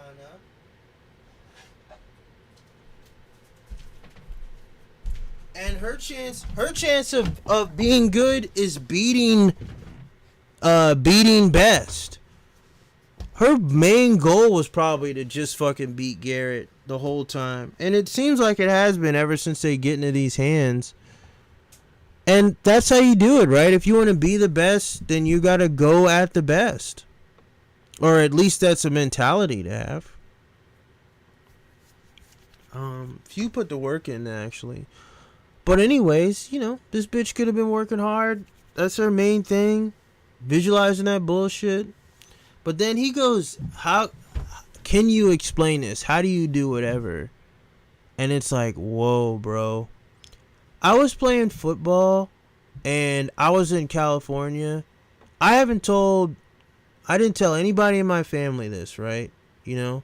But they all look at me differently because it happened. So I'm playing football in California. And fucking... I'm running up the sideline. I was running back ever since I was whatever. I moved to California. The coach's son is running back. So I'm wide receiver. I don't know how to wide receive. I'm fucking a kid. And so they put me at wide out. And you know what it is at wide out, where they just, when you're playing in those younger football leagues, they're like, all right, we're going to do that play where you just run straight down the field.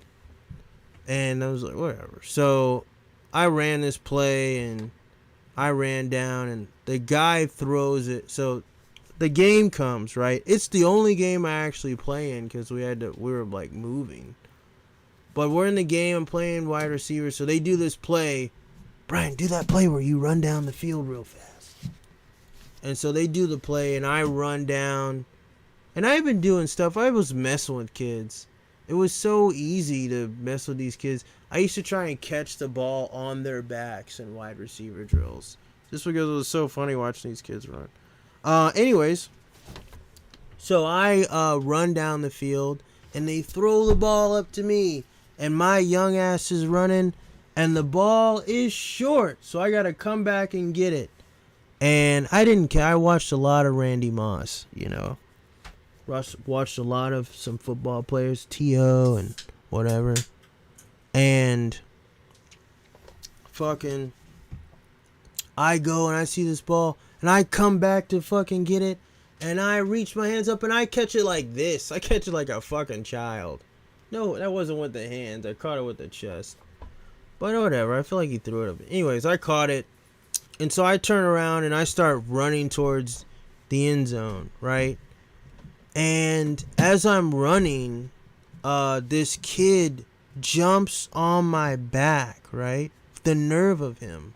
But the kid that I had to come back to get it. So this kid jumps on my back as I'm running near the sideline. And he flies on my back, and I'm like, oh man, maybe I'm going down.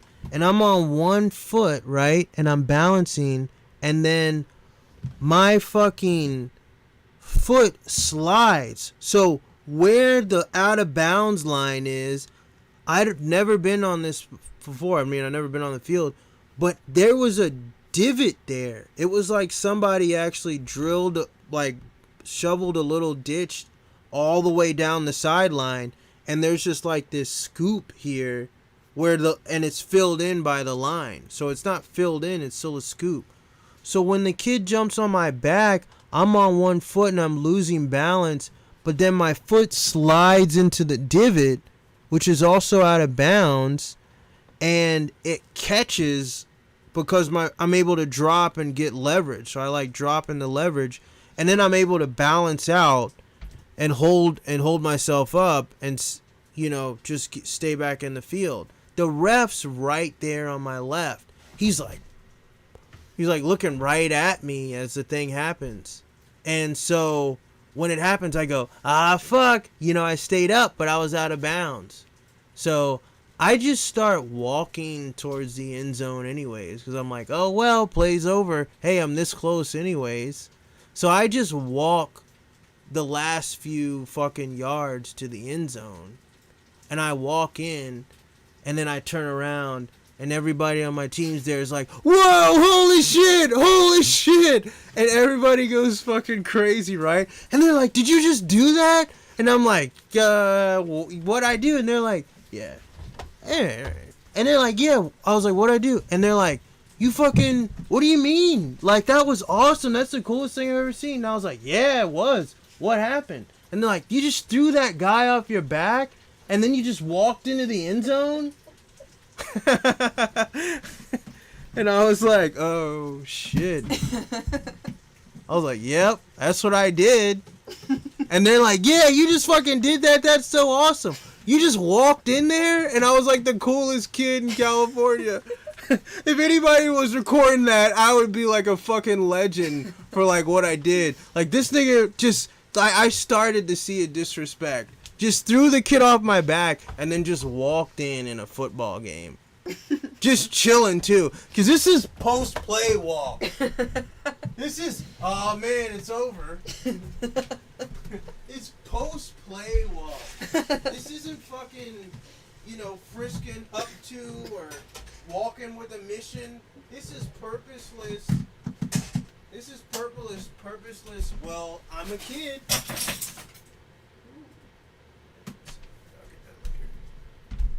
So anyways, this is This is all the silverware. Yeah. Wasn't even over there. Anyways, it's purposeless walking, perusing. This is mall next destination wander towards the end zone. And then everybody says that I'm so cool right? And that I did was so awesome.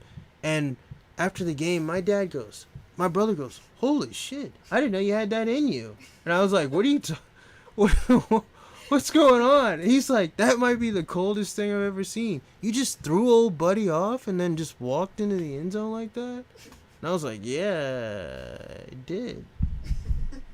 And my dad's like, oh boy. Like the only time he's ever said he's been happy about something I did. Not really. But I don't know. I thought it'd kind of be a joke, but it's not. It's like it's a played joke, but also it's not even realistic. I mean, you got a son that's walking into the end zone. He's doing other cool stuff. But yeah, so oh boy, and everybody and my brother's like, man, I still can't believe you did that, man.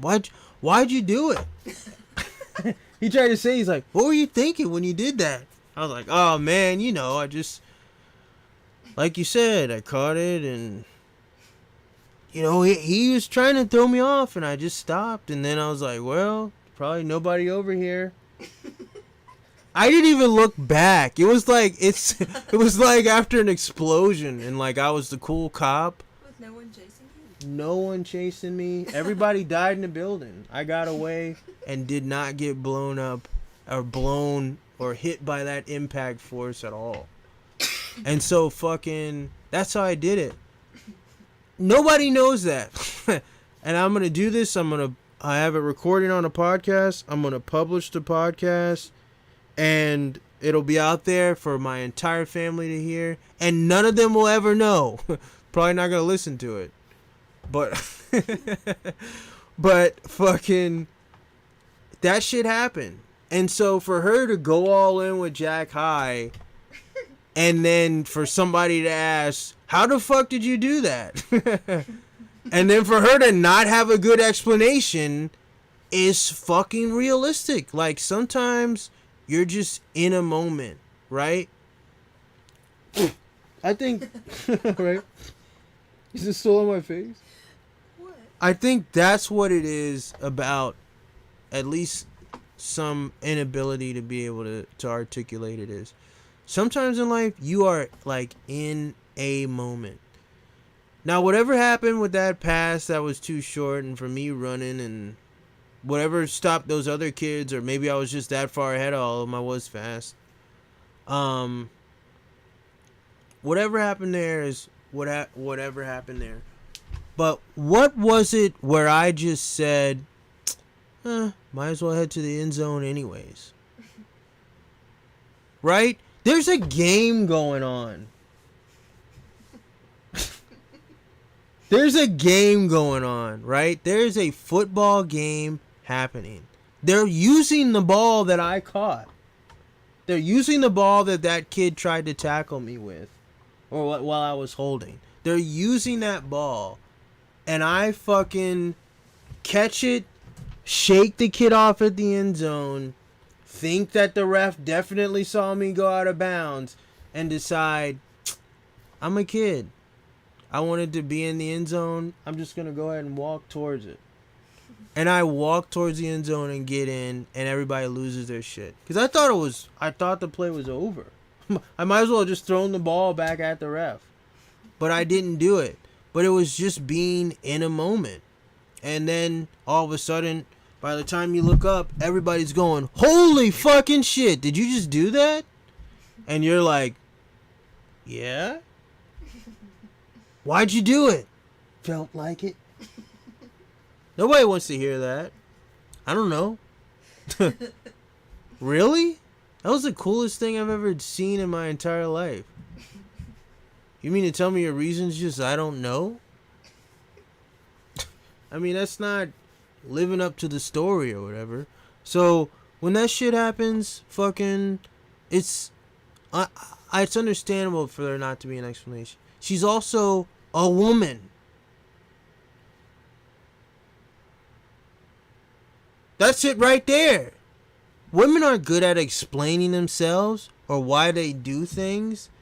They don't have to explain themselves, and they don't have to explain why they do stuff, because when they get in tough spots, they can just use the card of, well, I'm a woman, or I'm a girl, You can't pry at me like this. You have to hold my hand and we have to walk and giggle before you get to fucking pry at me.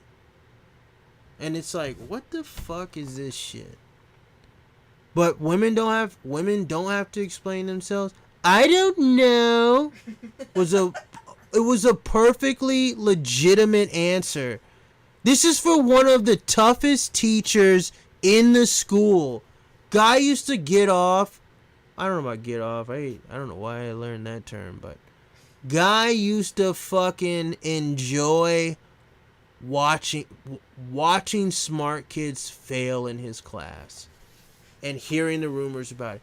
Dear Jenny Crabtree got a fucking 47. Holy shit, didn't she go into Yale? Not this year. Not if she didn't turn it around. But yeah, dude used to love fucking doing that shit. And fucking he would ask that girl a question. She'd go, I don't know. And and that was okay. I think she got a B. Like, come on, yo. So it's perfectly okay for somebody to just do that through life. Now then there's the other argument. She's a salesman, saleswoman, salesperson. She's a salesperson, but she fucking, what the fuck? She can't prove a point as a salesperson. She does not have to as a bio or a pharmaceutical salesperson. You do not have to explain shit. You have to go, woo! Another round. And that's it. That's the job. There's enough reason to believe that she hasn't had to explain herself. That being said, she does look like the type that can articulate, that does understand shit. Here's the difficult part. She can articulate. She does understand shit. There's so many people that can articulate, that do understand shit. A lot of comedians, right? Doesn't mean they're good at it. Doesn't mean they're good at it at all. Like, big difference between having the ideas and being, and especially on the fly and elocuting them. Look, I know I make some of this stuff look easy, but it's not. It's from a bunch of practice. It's from a bunch of practice. It's impossible practice. It's the Kobe Bryant level of trying to explain something to somebody who doesn't want to hear it. It's that level to be able to explain yourself to a point where you can command, like, you know, just like the English language, but somehow this, like, connection. Like, socially, you can command, like, a connection. I choose to use connection, but it's attention. And that's what it is. But there's a certain strength there. And again, I also think that there's just like a natural ability, you know, when it comes to doing stuff like that. So it's not as simple as it can be, even if you're good at it. So as far as explaining herself on the hand, I think that there's been times where she did know what she was talking about, like just in her career, had done a good job and did a good job elocuting it. And it was acceptable, but it wasn't the best that she could have done. But people accepted it because of how they treat women, right? So she's trying, she's playing the game, and the other person's going, yeah, sure, sweetheart. And so there's not that wall that you have to try and break through in order to get to another level. I think she was looking for the wall. I think niggas just started pulling the wall farther and farther back, saying, hey, you don't have to get so close to this wall. It's all right. I think you look good enough to say whatever it is you want to say, honey. And it's like that type of bullshit.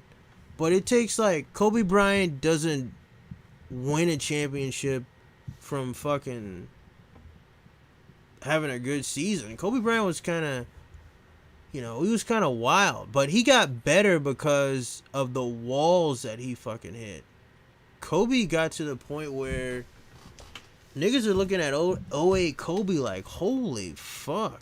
Like, we thought the kid was good, but what the fuck is this shit? But it's because Kobe hit a major wall after fucking Shaq left. And they're like, Shaq was that guy. Kobe, that's like a huge wall. But it's not like that guy on that team. It's like that guy on the world. Shaq was the best player in the world, was the argument. And then Kobe needed to outdo that. So already the best guy on his team. Didn't matter if you're the best in the Western Conference. Had to outdo the best in the world. That's a fucking wall where you go, I've been working at this my entire life as hard as I could, and you mean to tell me I don't stand a chance? And then you break through that bullshit. This bitch ain't the Kobe Bryant of explaining herself. So I think that, along with the moment that's somewhat inexplicable, and it could just be a gut read or whatever like that, it's going to make it difficult for anybody to explain it. And even like the verbiage, I fucking trade a lot of stocks and stuff, but sometimes I'm just like RSI. There's just some shit where you're just like not fully confident on, especially the verbiage and shit. Even if it's the word verbiage or a synonym for verbiage, and that's the word that you're not really coming up with. Jargon would have been great, but it just wasn't there. And that's kind of the point, is that sometimes this stuff's a little bit difficult to articulate. Hell, I've been watching a lot of poker, I see all this other shit. If there's a pop quiz and I got 60 seconds or I got 15 seconds to do who's in the cutoff, like, let me at least look at the multiple choice answers. Don't get me wrong, I understand about it, and I know it, but it's tough to explain, but it is positioning on the table and shit like that. But sometimes you gotta, at one point we're all just going 1, 2, 3, 4, 5, hijack, cut off, button, whatever it is. But then there's a point where we just go, 5, 10, 15, the 30, the 35, the do, the 45, 47. And it just takes a minute to kind of get to that level of comfortability.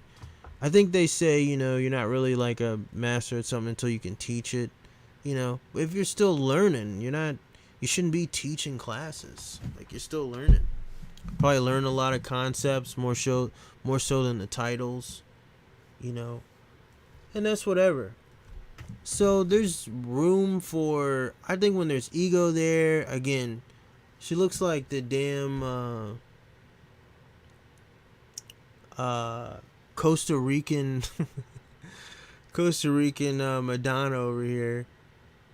I think that there's something where it's like time to make a stand. She knows it's a huge platform. Big step for her, for women. If that bitch fucking takes down Garrett on fucking goat night with the 2 goats and she fucking goats the goat, then that's a big look for women. Tough to ignore too. Very tough to ignore. I'll tell you what, without this, just looking at the hand and not thinking it was cheating, or not thinking cheating was even coming up, just looking at the hand when it first happened, and everyone else had reaction at the table, like, holy shit, this fucking, is this fucking Spanish Cleopatra? You don't know who the fuck this person is when that call gets made and it gets through. It's like, holy shit. This bitch is fucking somebody serious.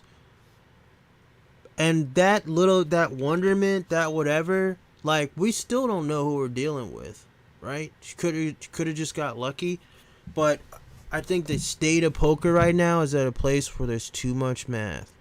Kind of forgetting the thing that makes poker a more nuanced endeavor, right? If this is on the computer, you probably got a better argument. There's just more to it than just this binary or just single focused aspect to it. And that's why all of that stuff could contribute to a gutsy call. And if you don't give a fuck, I mean, how can you not tell from those cheekbones that this bitch don't care about $130,000? I think I told Allie, I think I was talking to Allie about this. Like, she's just thrown that much money into her body. There's no fucking, she don't give a shit about it for anything else. So people need to get that. You need to kind of understand what you're dealing with. They're like, what's that device in those Versace leggings? it's like she's got Versace leggings on. She don't give a fuck about the price of none of this shit. She don't care about the fucking money. Versace leggings? You want to talk about redundant or unnecessary or whatever the fuck. That's just a waste of money. You just washed your pants on cold. Or you just washed like a car note on cold. Because of the washing machine. A car note? It's like thousands of dollars and stuff. So it's just like, you know, took a car note, yeah. Washed it on, dried it on, permanent press. Took me a second. Whatevs. But anyways, I just say there's some absurdity to it. And then the other thing is, poker, like, well, one, this is who you want to play with if you're playing poker. Somebody's just gonna go in for 130,000 with Jack High. Join the game. All I need is a pair of twos. I'm gonna walk out there a millionaire. Like, I don't get when she wants to explain herself. If it's somebody that's gonna make some dumb calls, you know, then everybody's gonna want to play with her. Like, game got way better, and this nigga made it way worse. But yeah, it's just that was an interesting part to it. The fuck was I about to say also? What's the update? Hold up. Cold, washing cold, and Versace.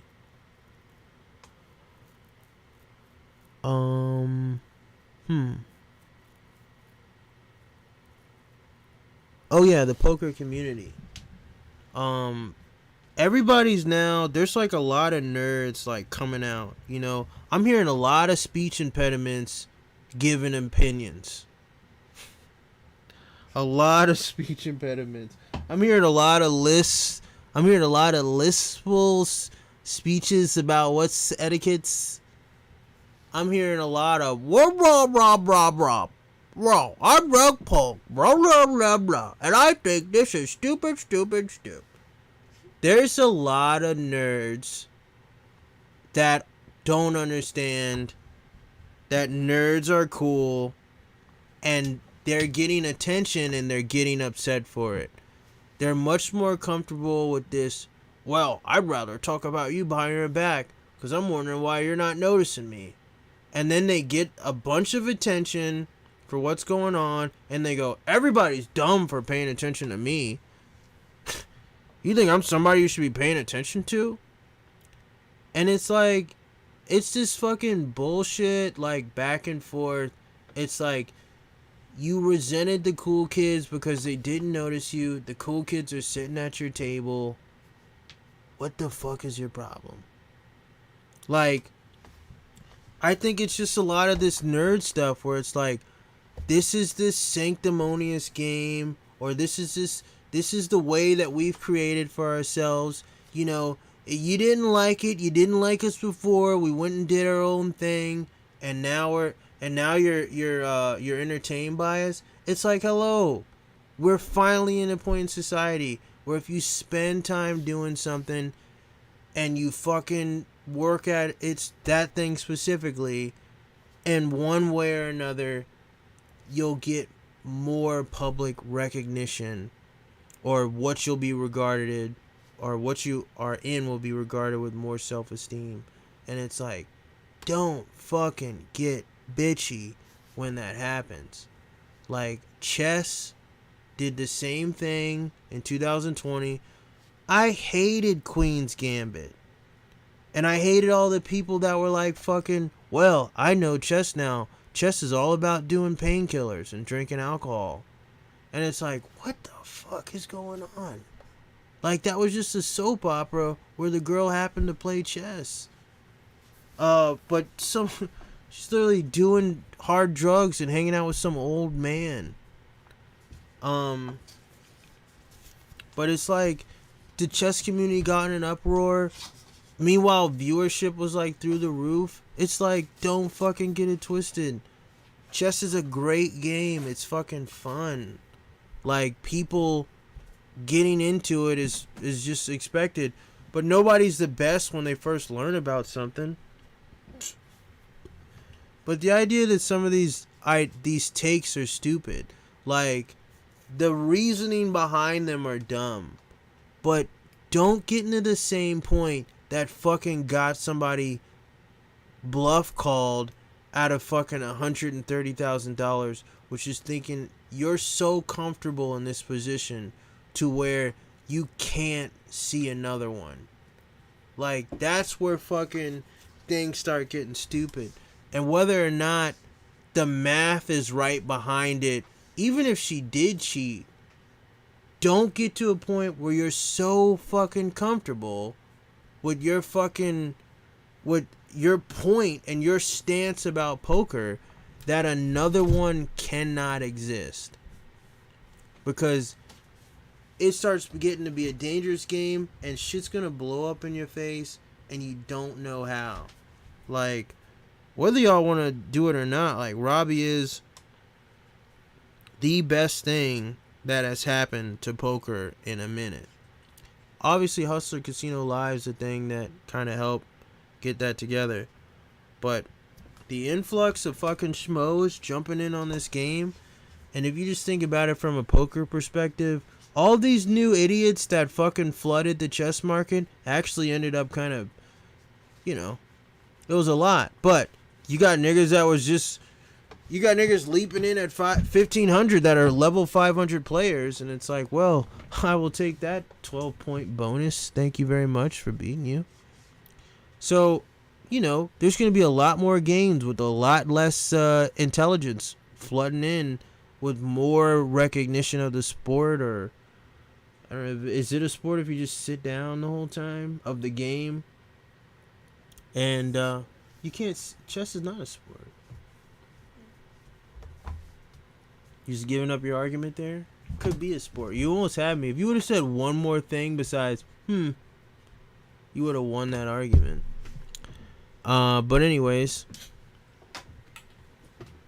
yeah, what I was saying pretty much applies. But yeah, just don't get in that spot, yo.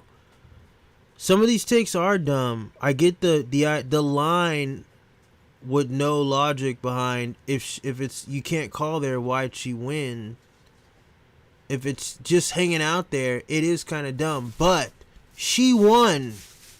So there's no zero chance, and you should never be functioning under a chance that there's 100% unless it is the nuts. Because that's just probability. Like, you don't think 99 other niggas folded on that shit when this position came in poker? You don't think 99.9 folded? Why is it not a 100%?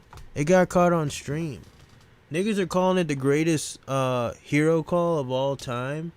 It's like, come on.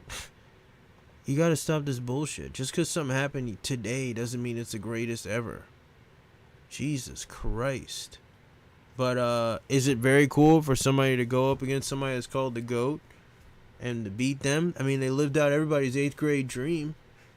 And so that is a cool thing to see happen. But again, if you're gonna go in that dumb, it's a smart play in poker. But if you're going in that stupid,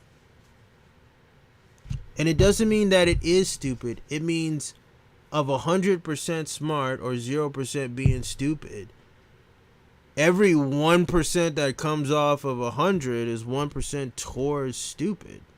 Like, so it's that stupid. It could be a 78%, hand. Could be 53. But it could be whatever and just have ended that way, but more likely than not. But every percentage is a step towards stupid. And if you're going to be comfortable, people deserve to get exploited. That's the nature of the game, yo. You can't be comfortable on a spot. If the math says you do this, there needs to be a point where you're shaking shit up. Like, that's fucking half the game. It's okay to fucking ratchet up the stakes pre-flop with not shit. But God forbid you do it on the turn. It's the game. There's so many reasons. That being said, could she have cheated? I don't know. I still don't know. It looked like there was some in her pocket. I'm not going to lie about that. But that whole thing about her shaking, from one angle, it does look like that. When you look at that shit straight on, that looks like a motherfucker that's moving their foot up and down. She looks like she was bouncing off that damn foot. And I love Berkey being like, I watched her leg once and I thought I saw it move. And then I watched it again and again and again. And he's like, I watched her leg 100 fucking times and it didn't fucking move. And then you look at the shot and it's like an eighth of a thigh. Like, you can't even see I could see if you could see the whole leg. You can barely, you almost can't even see leg. It's just butt. It's really just hamstring. I mean, this thing is 100 fucking times. That leg doesn't move. I don't know, yeah. I got some chub on my leg, but I think there's a way to do it. Even if it's just pushing something. Also, girl bodies are strange. But no. She could have cheated. But the idea that this call is so absurd. Like, people don't make the best poker play.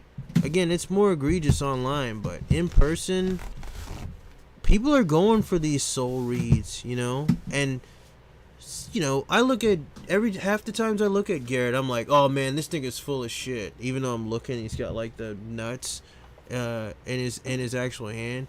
I think one hand he had like queen 4, and I think it flopped like full house. And I'm looking at Garrett, and I'm like, he's bluffing. And I look down, and I'm like, holy shit, this guy's got a full house. But there's times where she probably looked and was like, it looks like lying nigga Garrett, and you see his face when he gets all mopey. He kind of does that mope. I don't know if that's a tell or what, but I'd like to see this nigga moping all the time. I'll tell you what. Let's check out how many hands Garrett's moping on. Cause that nigga looked pretty frowny over there. And it's not the first time I've seen him frowny on a bluff. But also, if a big part of your strategy is, sometimes I bet that much money because niggas are scared to call it. I'm just saying, you're gonna get caught. That nigga threw in 300K on Andy, and Andy had the fucking nuts. And he threw in 300K on Andy, but Andy's a fucking retard robot. Alright, trying not to get kicked off YouTube. Andy's full on Asperger. This dude, he barely can talk. You want to talk about being off socially? Phil Ivey was at the table, and all the other poker players are there, and Andy goes, "All right, to fill the silence, how about we each go around the table telling our favorite Phil Ivey story, and that would be pretty cool, and we'll say it to him." And then as he's saying it, Phil Ivey goes, "How about we don't?" And then he goes, and everyone goes, no, that's dumb. It's like 4 people piling on. Nah, I'm not going to do it. And then Andy goes, all right, I'll go first. So my favorite time was when Phil was fucking doing something, and the guy, I remember it was Ace 3-4, and it's like, he's just going full on Asperger's into this fucking, into this conversation, and Phil's like, oh my God. And Phil's trying not to watch, and then he notices Andy just keeps going. And then I think Phil picks up on it. He's like, holy shit, this is Asperger's. And then Phil kind of looks over when Andy pauses, and he's like, yeah, Byron. And so now Phil's stuck in the conversation, because this guy, you can't, once you realize they got Asperger's, you can't do anything about it, and you can't ignore them. I don't know why, but you can't ignore them. If you want to treat them like anyone else when they're being annoying, then you just roll your eyes and, you know, maybe tell them another time. But for some reason, somebody's got Asperger's or something. You think, oh man, well they maybe they don't get a chance to have this conversation, you know, with people. But then when you think about it, it's like, well, if this nigga's perfectly comfortable railroading me to say his dumb story, he probably gets thousands of chances to have these talks and takes advantage of it all the time, even when people don't want to fucking do it. So there is some sort of merit there to that, but this nigga went full on into Phil. Oh man, 834, you called 97, he had a 6-8. Oh man, it was so cool. What a fucking dumbass. And Phil was like, yeah. He's like, you remember that? And he goes, sure. Yeah, I thought it was real cool. So yeah, if you're gonna go 300K into Andy in one of those positions where mathematically you can't call, Andy will mathematically talk himself out of the nuts. This is what's going on with your fucking math, right? Mathematically, Andy will talk himself out of the fucking hand. The dude, and there's not a better spot to be in. But you know why? The math says if he raises, he's gotta be good here. So your math is talking you out of made hands. But you don't. But there's no math for somebody to get talked into calling against that, right? There's enough math to get you off of a made hand, but there's probably no exploit there, right? That's just the math. It's the way it goes. It's number. It's like, dude, numbers work all different kinds of ways. They're just like my son who's experimenting with his sexuality at Columbia. They go both ways. It's not just impossible, and if it's a 99% chance, there's a 1% chance. The shock and awe. Like, is it more likely that somebody made an impulse call on a right bead? You didn't have shit. I love the idea of you don't have shit and it's impossible for anybody else to know. Impossible. People don't have to know all the time to know one time. Like, I didn't have to see all the black people get shot by the police to know. I bet you that a lot of them weren't doing anything wrong. Like, you know, like it's just there. And a lot doesn't even mean that that's the majority. I don't even want to get into the whole numbers aspect of that. a lot is my perspective. I think if it's 27, it's still a lot. But it's more than that. Anyways, I don't know. I just thought it was a bullshit ad. Now, on to the updates. I need to update Allie on what's been going on. What have we last what did we last talk about? What's the last you heard? I gotta figure out where to update you. Last I heard, Hustle Center Live made a Twitter saying there would be an update in 48 hours. They made an update. Only thing they really updated with was, well, let's check it out.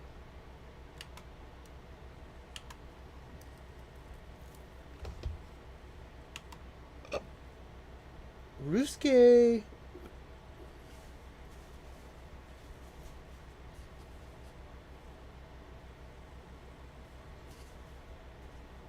What are they, just bringing in some random bitch now? No, I think this is it, yeah. Law firm attorneys, yeah. So they're hiring a law firm to look into this, or yeah, they got a law firm who's going to be looking into what's happened in there. I guess they'll get a couple other people to audit security. But yeah, lawyers, they're not gonna find anything.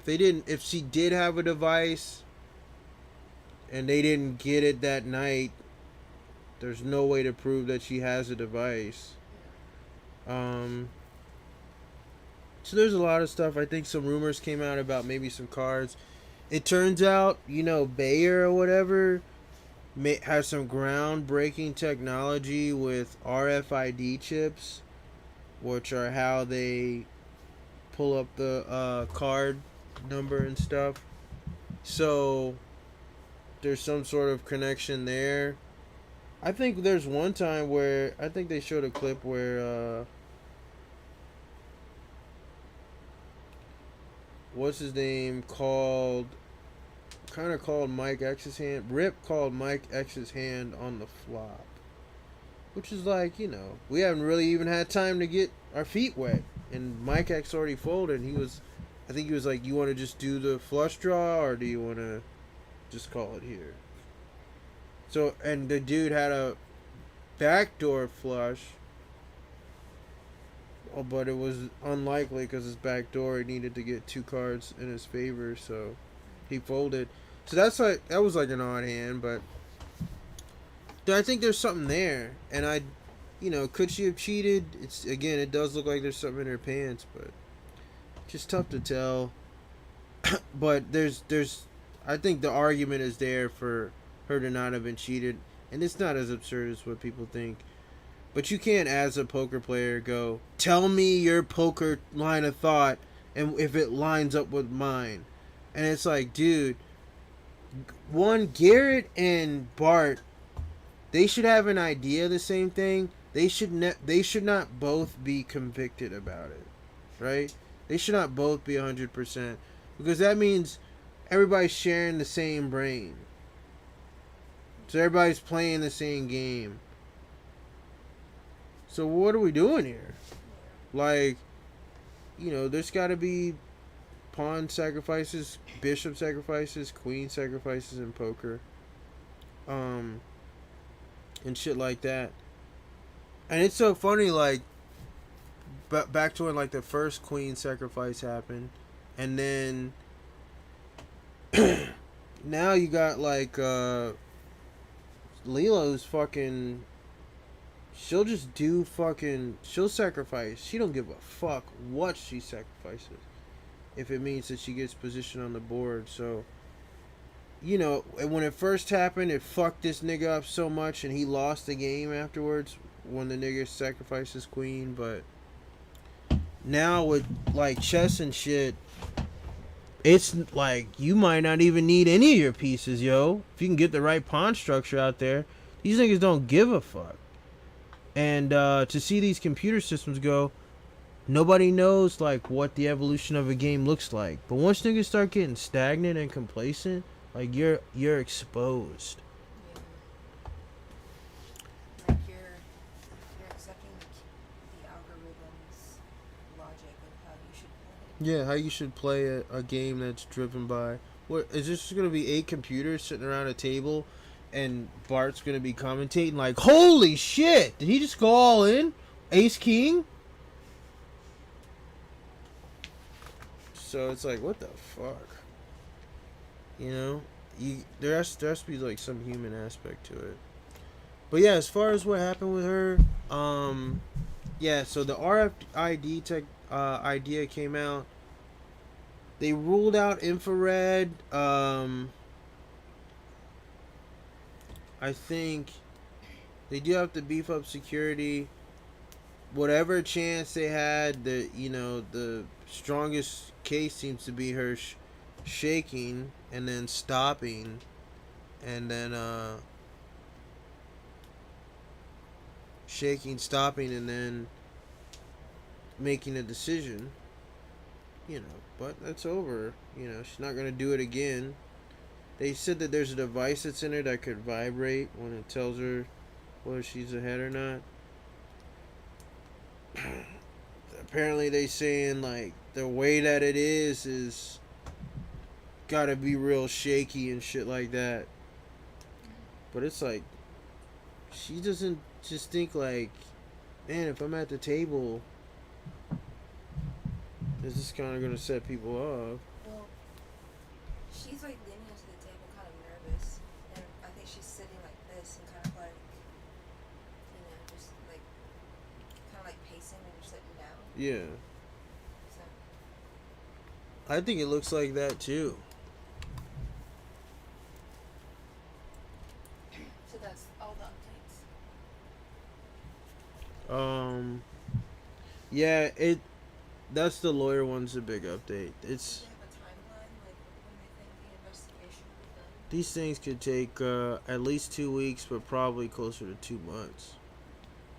But we'll see what they do with the suspensions. Oh, and Garrett, apparently one girl who would just like the spotlight, but she said there's a 70% chance Garrett would play her heads up 1v1. What does that mean? Just one person 1v1. Garrett versus Robbi, one player versus one player in poker. That's a rumor or something? Yeah, she challenged him, and Oh, Robbie challenged? yeah, and apparently Garrett's camp, quote unquote, is saying it's very likely they'll do that. Probably do a lot of cheating precautions, but yeah. So yeah, there's that shit.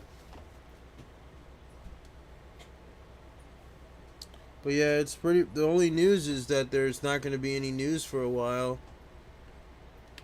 But yeah, if huh? I guess they won't be on the stream for a while. Just them two. Yeah. But Robbie was really picking shit up. Who doesn't want to see somebody doing good? Garrett's Garrett. Garrett will probably play at live at the bike a whole bunch. It's not like he's just gonna stop playing. There's a lot of fish in that Hustler Casino game.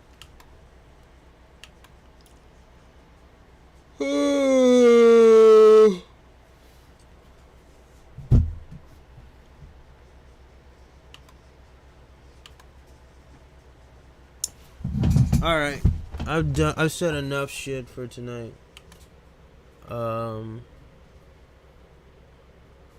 So what do you think about that?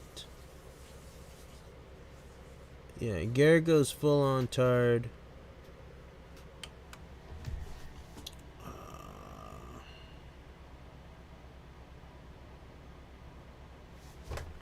Let's see if anyone do a compilation of Garrett bad bluffs.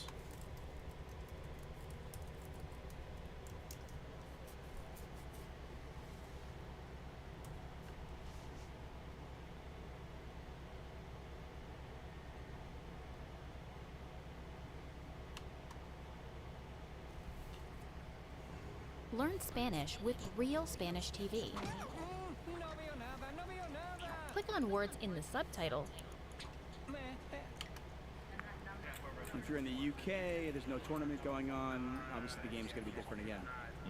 We all kind of just like, fight. It's also And then people just... 8 with King Queen. So we've got nearly 15,000 in there. Heads up, Garrett is dominated.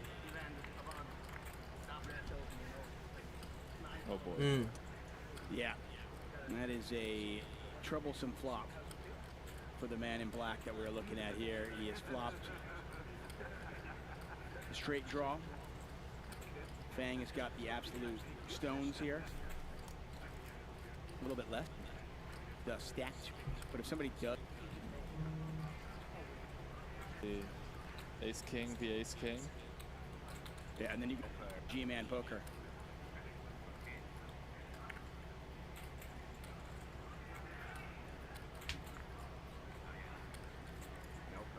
And This is all in.